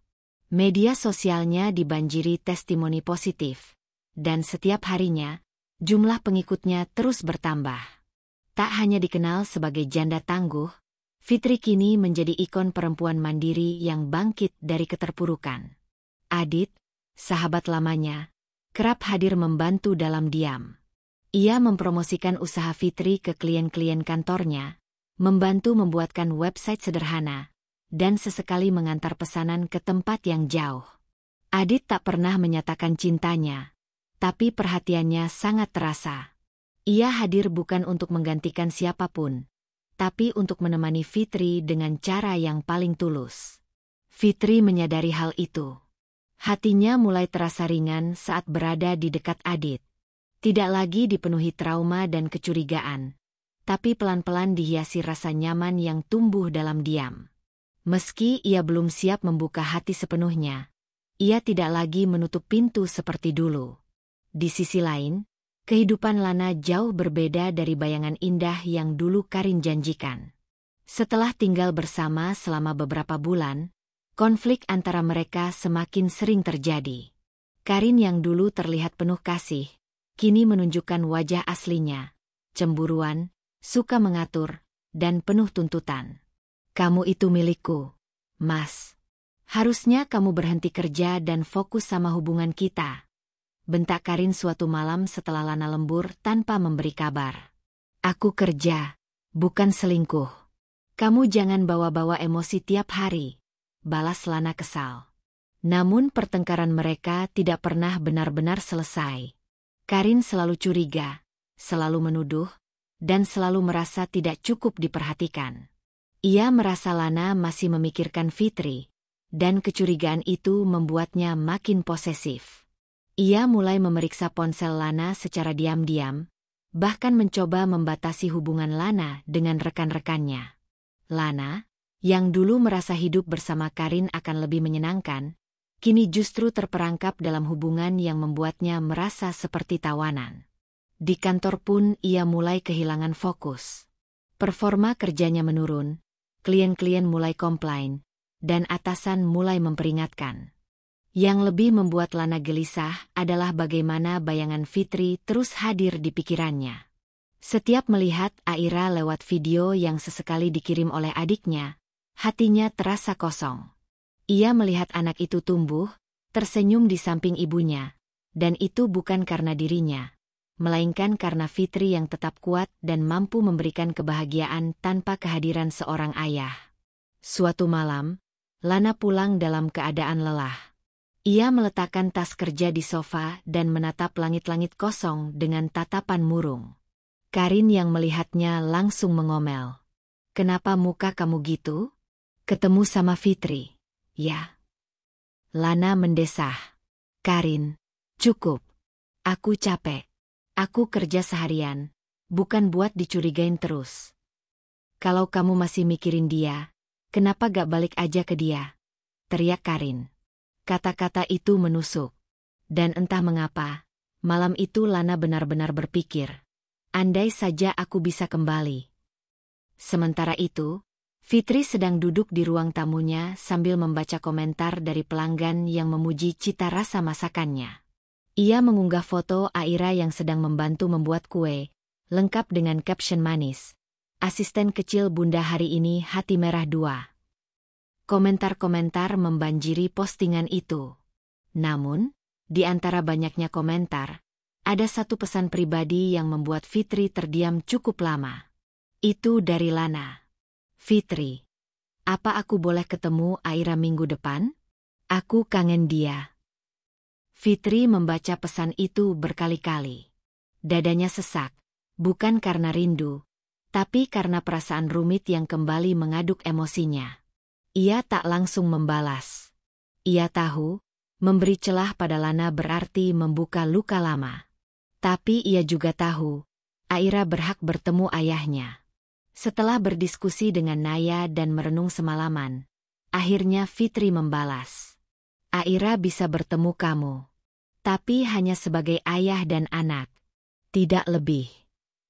Lana membalas cepat. Terima kasih. Aku gak akan ganggu kamu. Aku cuma pengen jadi ayah buat Aira. Hari pertemuan pun tiba. Fitri mengantar Aira ke taman kota tempat yang telah disepakati. Dari kejauhan, Lana sudah berdiri menunggu. Wajahnya lebih tirus, matanya sembab. Ketika Aira melihat ayahnya, ia langsung berlari dan memeluk Lana erat-erat. Papa, bisiknya. Lana memeluk anaknya erat. Papa kangen banget sama kamu, nak. Fitri berdiri tak jauh dari mereka, mengawasi dari kejauhan. Ada perasaan aneh di dadanya. Campuran antara lega, haru, dan luka yang sedikit terangkat ke permukaan. Setelah Aira bermain bersama ayahnya selama 1 jam, Fitri menghampiri untuk menjemput. Terima kasih udah kasih aku kesempatan ini, ucap Lana lirih, menatap Fitri dalam-dalam. Fitri mengangguk kecil. Tapi jangan harap lebih dari ini, Mas. Aku sudah sembuh, dan aku gak mau sakit lagi. Lana mengangguk, menunduk dalam-dalam. Ia tahu, harapannya mulai sirna. Fitri telah berubah menjadi seseorang yang tak bisa ia sentuh lagi. Seseorang yang kini terlalu tinggi untuk dijangkau oleh orang yang pernah merendahkannya. Malamnya, Fitri duduk di beranda rumah sambil menyeruput teh hangat. Aira sudah tidur, dan udara malam terasa menenangkan. Naya datang dan duduk di sampingnya, membawakan donat buatan sendiri. Gimana ketemuannya? Tanya Naya pelan. Fitri tersenyum tipis. Baik, dan menyakitkan. Tapi aku lega. Naya menepuk bahu sahabatnya. Kamu hebat, Tri. Dulu kamu hancur. Sekarang kamu bangkit, jadi panutan. Fitri menatap langit malam. Aku cuma gak mau hidupku berakhir sebagai korban. Aku mau Aira lihat bahwa ibunya bisa jadi kuat, meskipun pernah dihancurkan. Naya tersenyum. Dan kamu sudah berhasil. Percaya, deh, ke depan, semuanya akan makin baik. Fitri tak menjawab. Ia hanya tersenyum dan menatap bintang-bintang yang bertaburan di langit. Ia tahu hidup masih panjang, dan banyak cerita baru yang menantinya. Tapi satu hal yang pasti, ia tak akan pernah kembali ke masa lalu yang dulu membuatnya hancur. Lana duduk termenung di dalam mobilnya yang terparkir di basement kantor. Tangannya menggenggam kemudi, namun pikirannya melayang entah kemana. Sudah berhari-hari ia kehilangan semangat bekerja. Tatapan matanya kosong, wajahnya kusut, dan tubuhnya kurus. Semua tak lagi seperti dulu. Kantor yang dulunya menjadi tempatnya bersinar, kini berubah menjadi medan penuh tekanan dan kegelisahan. Di dalam hidupnya yang sekarang, tak ada lagi kehangatan. Hubungannya dengan Karin perlahan berubah menjadi neraka yang menghimpitnya setiap hari. Setiap percakapan menjadi debat. Setiap pertemuan menjadi pertengkaran. Karin yang dulu manis dan menggoda, kini hanya tahu memaki dan menuntut. Ia tak mau lagi disembunyikan dari dunia luar. Ia ingin pengakuan. Ia ingin status. Aku udah cukup sabar, Mas. Bentak Karin suatu malam, matanya menyala marah. Kita udah tinggal bareng berbulan-bulan. Tapi kamu masih belum nikahin aku juga. Apa kamu nunggu Fitri duluan nikah baru kamu sadar aku ini berharga? Lana menghela napas panjang, berusaha menahan emosi. Karin, bukan masalah aku gak mau. Tapi aku belum siap. Hidupku lagi berantakan. Kerjaan makin kacau, klien banyak pergi, dan kamu makin bikin semua tambah rumit. Karin menatapnya tajam. Oh, jadi aku yang rumit? Kamu pikir aku gak berkorban apa-apa buat kamu? Aku ninggalin semuanya demi kamu. Lana, demi cinta. Tapi sekarang kamu malah nyesel ninggalin istrimu itu. Ya? Kamu kira aku gak tahu? Lana diam. Kata-kata itu menohok karena memang ada benarnya. Dalam diam, ia sering membandingkan Fitri yang penuh ketenangan, dewasa, dan tegar, dengan Karin yang penuh drama dan ego. Di kantor, tekanan datang dari segala arah. Klien besar memutus kontrak. Manajer HR mulai mempertanyakan performanya. Beberapa rekan mulai menjauhinya. Apalagi setelah desas-desus tentang hubungannya dengan Karin mulai terdengar. Bahkan bawahannya pun mulai tidak respek. Lana merasa dirinya sedang berdiri di atas pasir yang makin lama makin tenggelam. Puncaknya terjadi ketika Karin, dalam upaya putus asa untuk mendapat perhatian dan status, mengirim email anonim ke direksi perusahaan. Isinya? Tuduhan bahwa Lana memanfaatkan posisi sebagai manajer untuk menjalin hubungan tidak profesional dengan bawahannya. Tak hanya itu, ia melampirkan foto-foto pribadi mereka, beberapa saat mereka sedang bersama di luar kantor. Lana dipanggil ke ruang rapat darurat oleh direksi. Wajah-wajah senior menatapnya dingin. Tidak ada senyum, tidak ada pembelaan.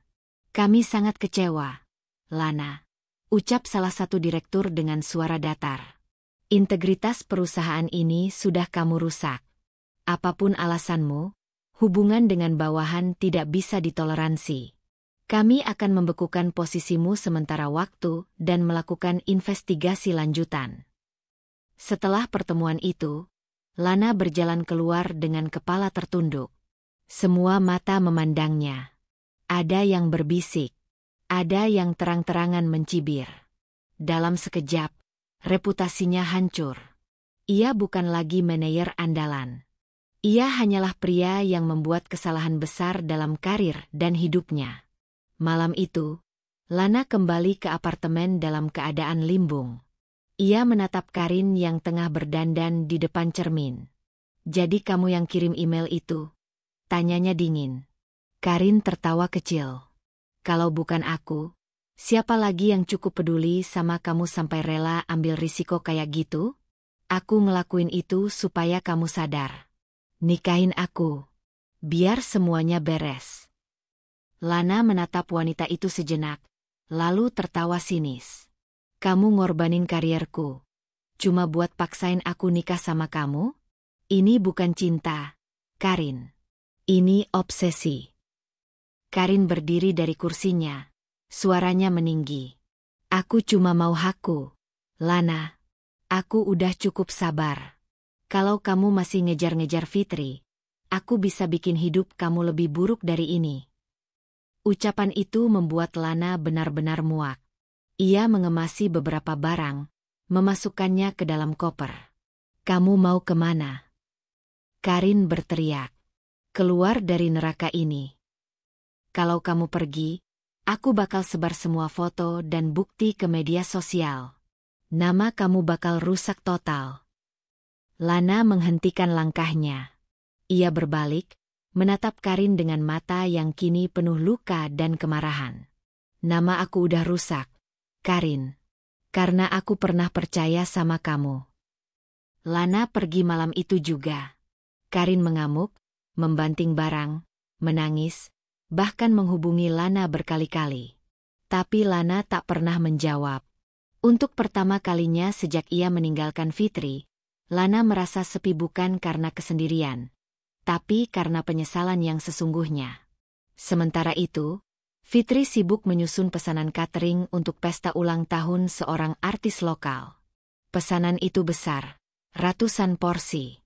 Tim kecilnya bekerja keras, dan Adit selalu setia membantu dari awal hingga akhir. Kamu yakin gak capek, Dit? Tanya Fitri sambil mengaduk sup. Capek itu biasa. Tapi lihat kamu semangat kayak gini, malah bikin aku semangat juga. Jawab Adit sambil tertawa. Fitri tersenyum. Ada kehangatan yang tak bisa ia pungkiri. Meski hatinya masih berhati-hati, ia merasa nyaman. Ia merasa aman. Sesuatu yang dulu hilang ketika hidupnya penuh kecurigaan dan pengkhianatan. Setelah acara selesai dan semua pesanan dikirim, Adit mengantar Fitri pulang. Di depan rumah, mereka duduk sejenak menikmati malam. Aku senang kamu bisa bangkit, Fitri, kata Adit pelan. Aku juga. Tapi semua ini bukan karena aku kuat. Tapi karena aku gak punya pilihan selain terus jalan. Kalau aku berhenti, aku mati. Adit menatapnya dalam-dalam. Tapi kamu gak jalan sendiri sekarang. Ada banyak orang yang dukung kamu. Termasuk aku. Fitri menunduk, hatinya hangat. Ia tahu, Adit bukan sekadar teman. Tapi untuk saat ini, ia belum siap membuka pintu seluas itu. Beberapa hari kemudian, Lana menerima surat resmi dari kantor. Statusnya sebagai manajer dicabut. Ia diberhentikan dengan tidak hormat. Reputasinya hancur. Tak ada tawaran kerja.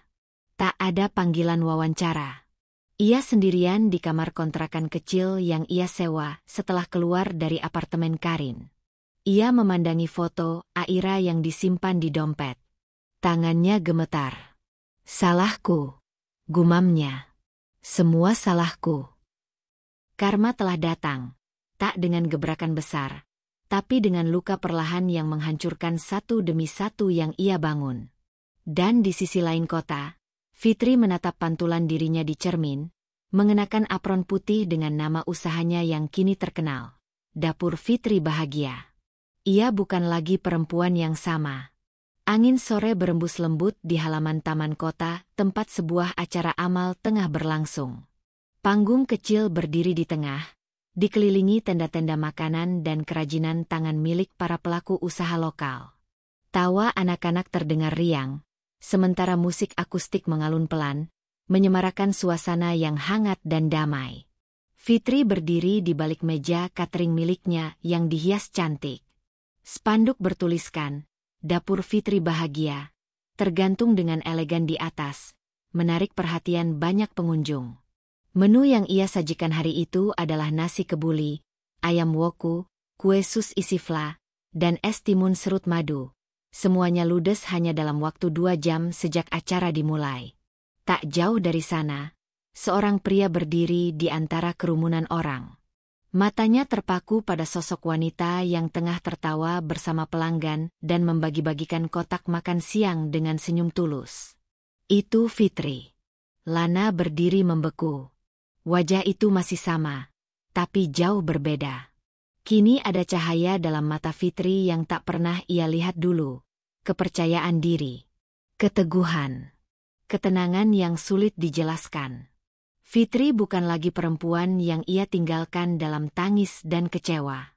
Ia adalah perempuan yang bangkit dari reruntuhan, membangun ulang dirinya sendiri, dan berdiri lebih tinggi dari sebelumnya. Lana tak berniat datang ke acara ini. Ia hanya mengikuti saran seorang rekan lama yang mengajaknya ke acara sosial sambil berkata, "Kamu butuh lihat dunia di luar dari rasa bersalahmu, nah." Tapi dunia malah mempertemukannya dengan masa lalu, dengan luka yang belum sembuh, dan cinta yang ia hancurkan sendiri. Fitri baru menyadari kehadiran Lana saat acara hampir selesai. Mereka saling tatap dalam diam. Mata Fitri sedikit membesar, tetapi ia cepat menenangkan ekspresinya dan tersenyum sopan. Lana melangkah mendekat dengan ragu, membawa 2 gelas es timun dari salah satu tenda. "Hai," ucap Lana, suaranya lirih. Fitri menyambutnya dengan anggukan kecil. "Hai. Sibuk, ya? Semua stand kamu yang masak." Lana berusaha terdengar ringan. Fitri tersenyum, namun matanya tidak terlalu hangat. "Iya, tim kecilku bantu juga. Tapi semua resep dari aku." Lana menyerahkan segelas es timun padanya. "Favorit kamu, masih?" Fitri menerima gelas itu, mengangguk. "Masih. Terima kasih." Ada jeda canggung di antara mereka. Orang-orang berlalu lalang di sekitar. Tetapi waktu seolah berhenti hanya untuk 2 orang ini. 2 mantan pasangan yang dulu saling mencintai, kini berdiri seperti 2 orang asing yang berusaha mencari tempat dalam cerita masing-masing. "Kamu kelihatan beda," ujar Lana akhirnya.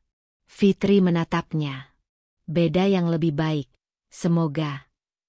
"Jauh lebih baik," ucap Lana tulus. "Aku lihat kamu sekarang. Luar biasa. Aku bangga." Fitri menahan napas sejenak. Ada bagian dalam dirinya yang dulu sangat mendambakan kalimat itu keluar dari mulut Lana. Tapi sekarang, semuanya terasa netral, tanpa gejolak. "Terima kasih," katanya. Lana menunduk, merasa kecil di hadapan sosok yang pernah ia anggap tak cukup baik. "Aku kehilangan semuanya. Fit. Kerjaanku, reputasiku, dan kamu." Fitri tidak menjawab. Hanya diam, memandangi lelaki itu dengan mata yang penuh pengertian, tapi tak lagi dipenuhi cinta yang sama. "Aku gak minta kamu balik sama aku. Aku tahu itu gak pantas. Tapi aku cuma mau bilang, aku menyesal. Aku benar-benar menyesal." Fitri menatap langit yang mulai memerah senja. "Menyesal itu bagian dari proses belajar, Lana. Tapi gak semua penyesalan harus membawa kita balik ke masa lalu. Kadang cukup jadi pelajaran agar kita gak jatuh ke lubang yang sama." Lana mengangguk pelan, matanya mulai berkaca. "Kamu pernah berharap kita bisa mulai lagi?" Fitri tersenyum samar. "Dulu iya. Sekarang, aku lebih memilih berjalan ke depan." Hening kembali menyelimuti mereka. Tapi kali ini bukan karena canggung, melainkan karena keduanya tahu. Ini adalah pertemuan yang ditakdirkan untuk menjadi penutup yang indah, bukan awal yang baru. Beberapa hari setelah acara amal, berita tentang keberhasilan stand catering Fitri tersebar di media lokal. Bahkan salah satu stasiun TV swasta mewawancarainya sebagai ibu tunggal inspiratif yang sukses bangkit dari kehancuran rumah tangga. Adit datang membawa buket bunga dan surat undangan kerjasama dari salah satu hotel bintang 4. "Aku tahu kamu gak suka kamera, tapi kamu harus tahu, kamu ini inspirasi buat banyak orang," ucap Adit sambil menyerahkan bunga. Fitri tertawa. "Aku cuma jualan makanan, Dit. Bukan bikin revolusi." "Tapi kamu gak cuma jualan makanan, Fit. Kamu kasih harapan. Kamu tunjukin ke banyak perempuan kalau dikhianati bukan akhir segalanya." Fitri menatap Adit. Matanya melembut. Dan entah mengapa, kali ini senyumnya tak lagi ragu. Di tempat lain, Lana duduk sendirian di warung kopi kecil. Ponselnya memutar ulang video wawancara Fitri. Ia menatap layar tanpa suara. Hanya ada perasaan kehilangan yang tidak bisa diperbaiki lagi. Ia menyesal, tapi tak berharap. Ia hanya berdoa agar perempuan itu terus bahagia, meski bukan bersamanya. Langit sore itu mendung. Udara terasa lembab, seolah semesta ikut menahan tangis yang tak kunjung jatuh. Lana berdiri di depan pagar rumah kecil bercat putih krem yang dulu sangat ia kenal. Pagar itu kini dipenuhi pot-pot bunga gantung yang tertata rapi. Semuanya terlihat segar, hidup, dan bahagia.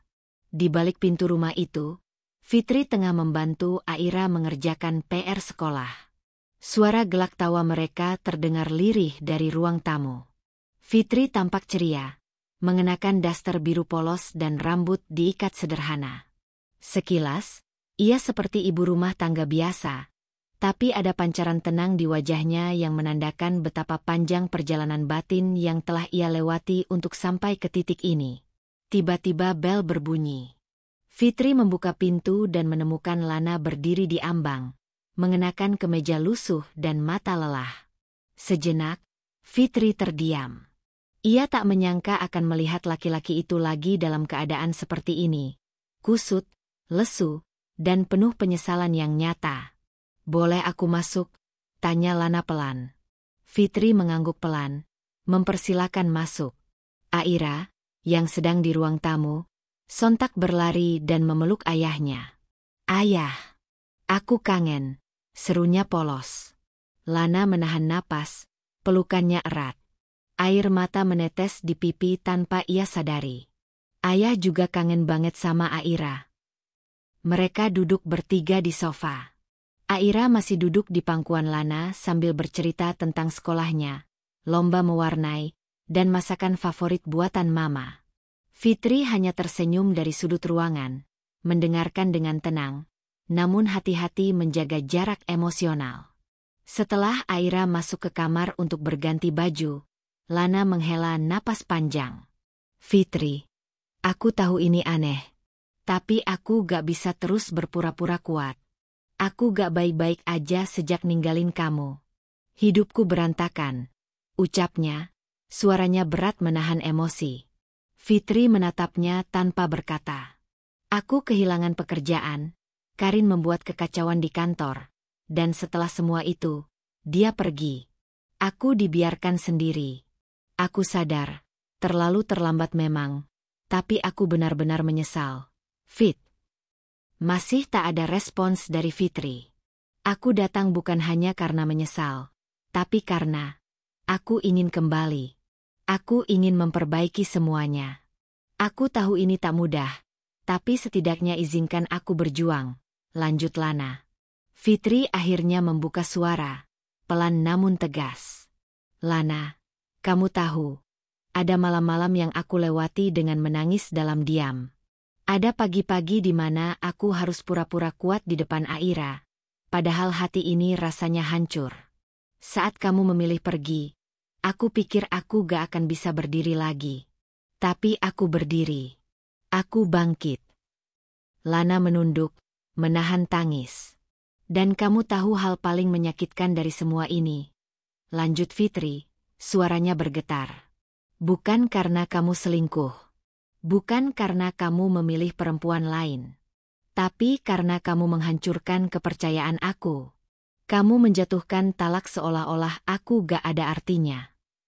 "Aku bodoh, Fit. Aku sadar. Aku bodoh," gumam Lana. Fitri menarik napas dalam. "Kamu minta kembali. Tapi kamu tahu?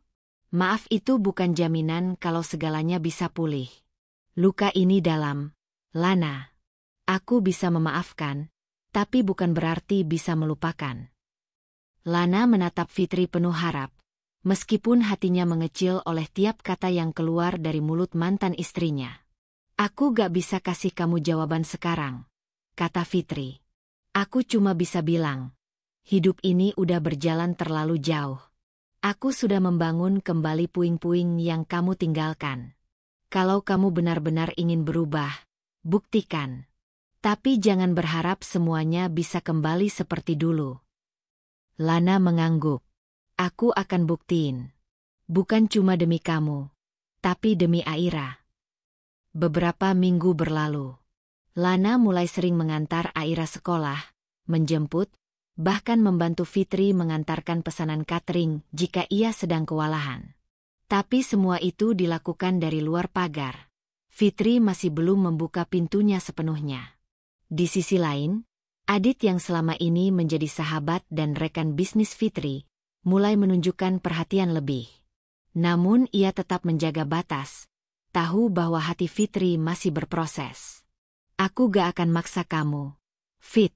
Tapi kalau kamu butuh tempat untuk bersandar, aku ada, ucap Adit suatu hari. Fitri hanya tersenyum, matanya sedikit sendu. Di antara dua pria itu, Fitri sadar, ini bukan tentang memilih siapa, tapi tentang memilih dirinya sendiri terlebih dahulu. Menyembuhkan dirinya, mencintai dirinya. Bukan demi siapa-siapa, tapi demi dirinya dan Aira. Suatu malam, saat menidurkan Aira, gadis kecil itu bertanya, "Mama, ayah bakal tinggal sama kita lagi gak?" Fitri terdiam. Ia menatap wajah polos Aira, lalu berkata, "Ayah akan selalu ada buat kamu, sayang. Tapi Mama gak tahu apakah dia akan tinggal di sini lagi." Aira mengangguk, menerima jawaban itu dengan sederhana. Kalau Mama sedih, Aira bisa peluk Mama, ya. Fitri menahan air mata. Iya, sayang. Kamu peluk Mama yang paling kuat di dunia. Dan di dalam pelukan Aira, Fitri sadar, mungkin ia memang tidak akan pernah kembali ke masa lalu. Tapi masa depan tak harus ditentukan oleh rasa sakit. Ia bisa tetap menciptakan kisah indah, meski tanpa cinta yang dulu pernah ia perjuangkan mati-matian. Karin duduk sendirian di apartemen mewah yang dulu penuh tawa dan gairah, kini sunyi dan membosankan. Botol-botol parfum mahal di meja rias berdebu, dan dinding putih polos yang biasanya memantulkan tawa kini hanya memantulkan gema pertengkaran. Sudah 2 minggu Lana tak lagi menginap. Teleponnya sering tidak dijawab, pesannya dibaca tanpa balasan. Semakin hari, Karin merasa posisinya tak lagi seaman dulu. Ia menatap layar ponsel, membuka galeri, menatap foto-fotonya bersama Lana. Semua momen yang dulu ia banggakan, hasil dari perebutan panjang, kini tampak hampa. Ia sudah menang, pikirnya saat itu. Fitri berhasil disingkirkan, rumah tangga berhasil dihancurkan. Tapi kemenangan itu terasa semu. Di sisi lain, Lana mulai kembali ke ritme hidup normal, meski belum sepenuhnya pulih.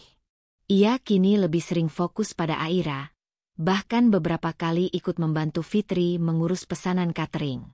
Perlahan, ia mulai menyadari betapa tenang dan bermaknanya hidup yang pernah ia miliki bersama istri dan anaknya. Sementara itu, Karin makin merasa terancam.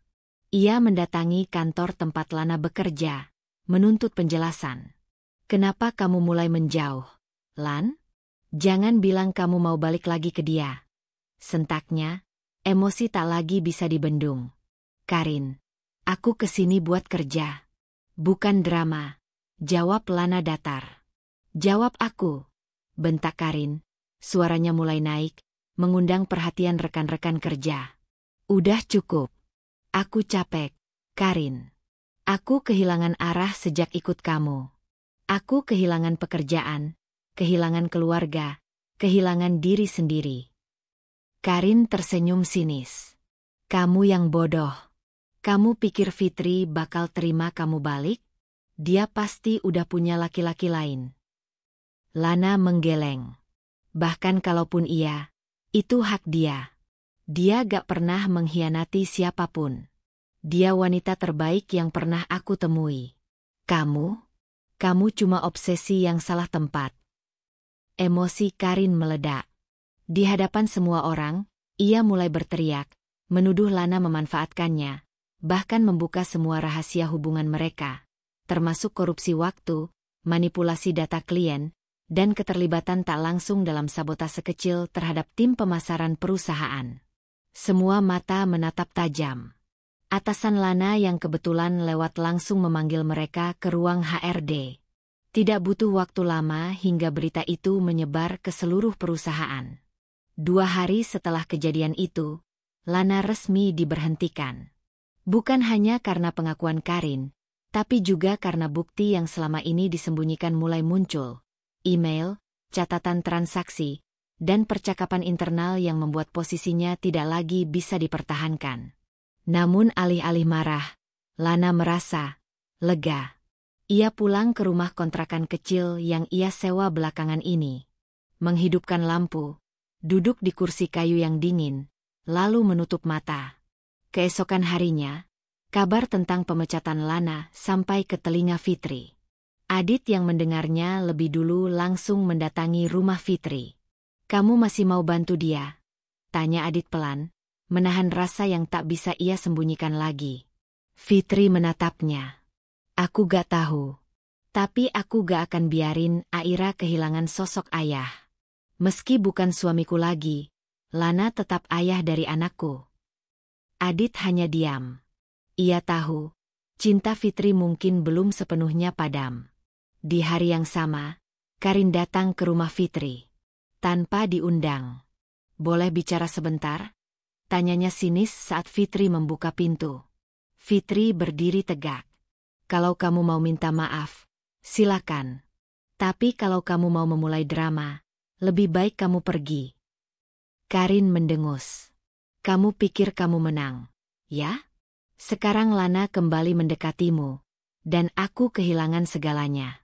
Kerjaan, nama baik, bahkan dia. Bukan aku yang membuatmu kehilangan semua itu, Karin. Kamu sendiri yang menghancurkan hidupmu dengan pilihanmu sendiri," jawab Fitri, tenang namun menusuk. "Kamu pura-pura suci. Padahal kamu juga pasti senang ngelihat aku jatuh." Fitri menarik napas dalam. "Aku gak senang lihat orang hancur. Aku tahu rasanya." Karin memucat. Ia tidak menemukan ruang untuk melawan keteguhan Fitri. Tak ada reaksi emosional, tak ada kemarahan. Hanya ketenangan yang menusuk ke dasar hatinya. "Kalau kamu datang ke sini untuk merusak kebahagiaanku lagi, aku minta kamu pergi. Aku sudah cukup menderita. Sekarang, waktunya aku bahagia. Tanpa kamu, tanpa drama." Karin akhirnya mundur, dengan wajah kalah dan langkah lemas. Beberapa hari kemudian, Lana datang ke rumah Fitri. Kali ini bukan untuk berbicara soal masa lalu, melainkan meminta maaf, sekali lagi, dan menyampaikan niat untuk mencari pekerjaan baru serta tetap menjadi ayah yang bertanggung jawab. "Aku sadar, sekarang hidupku kosong. Tapi aku gak mau jadi beban lagi buat kamu atau Aira. Aku akan bangkit. Meski kamu gak bisa nerima aku kembali, aku ingin setidaknya kamu bangga pernah mencintaiku," ucapnya dengan mata berkaca-kaca. Fitri menatapnya, dalam diam. Ada luka yang belum sembuh sepenuhnya, tapi juga ada ruang kecil di hatinya yang kini tak lagi dipenuhi amarah. Sementara itu, Karin menghilang dari peredaran. Tak ada yang tahu kemana dia pergi setelah semuanya hancur. Reputasinya rusak, jaringan kerja memutuskan hubungan, dan keluarga pun menolaknya setelah mengetahui skandal yang ia perbuat. Ia menyendiri, terasing, hidup dalam bayang-bayang kekalahan yang ia ciptakan sendiri. Tidak ada senyum bangga lagi. Yang ada hanya kehancuran. Karma datang. Bukan karena doa dari mereka yang disakiti, tapi karena kejahatan memang tak pernah berumur panjang. Rumah kecil di ujung gang itu tampak meriah pagi itu. Balon-balon warna pastel menghiasi pagar bambu, aroma kue coklat menyeruak dari dapur, dan tawa kecil Aira memenuhi udara. Hari itu adalah ulang tahun ke-7 Aira.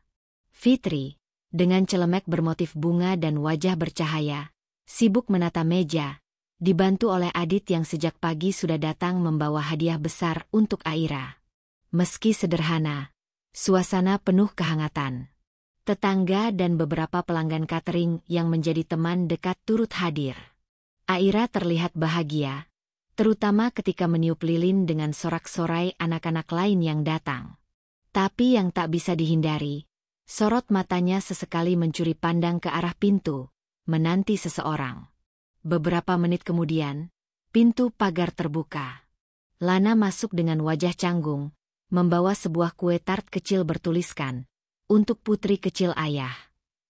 Aira langsung berlari dan memeluknya erat. "Ayah datang," teriaknya, bahagia. Lana tersenyum, matanya berkaca-kaca. Ia mengangkat Aira dan memeluknya erat, mencoba menyembunyikan gejolak dalam hatinya. Fitri, yang melihat itu dari jauh, menarik napas dalam. Tak lama kemudian, Lana menghampiri. "Fitri," katanya pelan, "terima kasih sudah izinkan aku datang." Fitri mengangguk sopan. "Ini ulang tahun Aira. Kamu ayahnya." Lana menatap wanita yang dulu ia tinggalkan itu. Fitri tampak jauh lebih tenang, dewasa, dan tak tergoyahkan. Di matanya tak ada lagi luka yang menganga, hanya ketegasan yang dibalut kelembutan. Setelah acara selesai dan tamu mulai pulang, Lana tetap tinggal. Ia menunggu saat yang tepat untuk berbicara. "Aku minta waktu sebentar," katanya akhirnya. Fitri mengangguk, mengajak Lana duduk di teras. "Aku tahu aku gak pantas minta ini. Tapi aku ingin bicara dari hati. Aku tahu aku salah.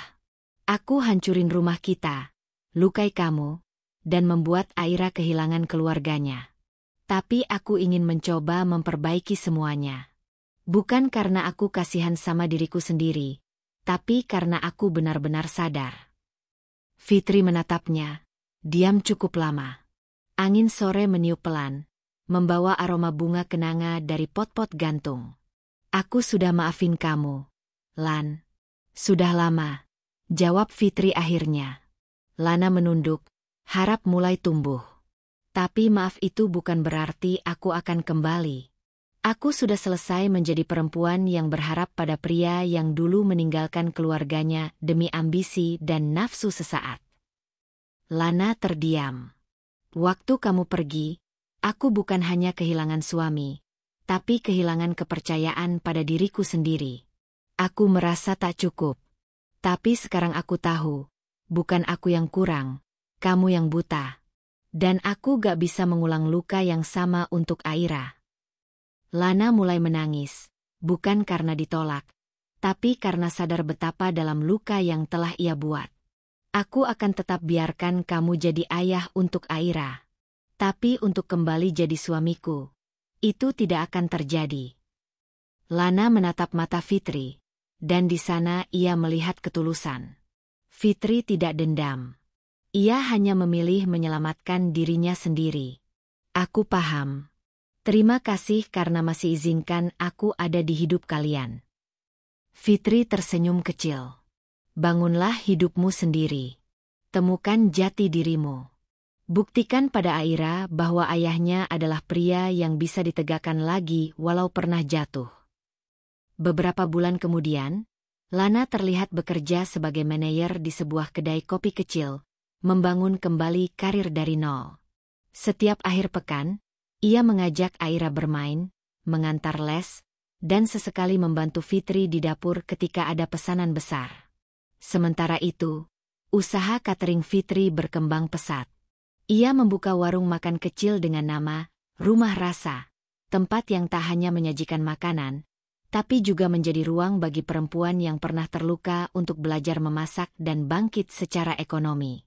Adit masih setia hadir di sisi Fitri, tak pernah menuntut balasan, hanya memberi ruang agar luka itu pulih seutuhnya. Dan Karin? Ia tak pernah terdengar lagi. Beberapa bilang ia pindah kota, hidup dalam bayang-bayang skandal yang ia ciptakan sendiri. Senyum bangganya dulu kini hanya menjadi kenangan pahit.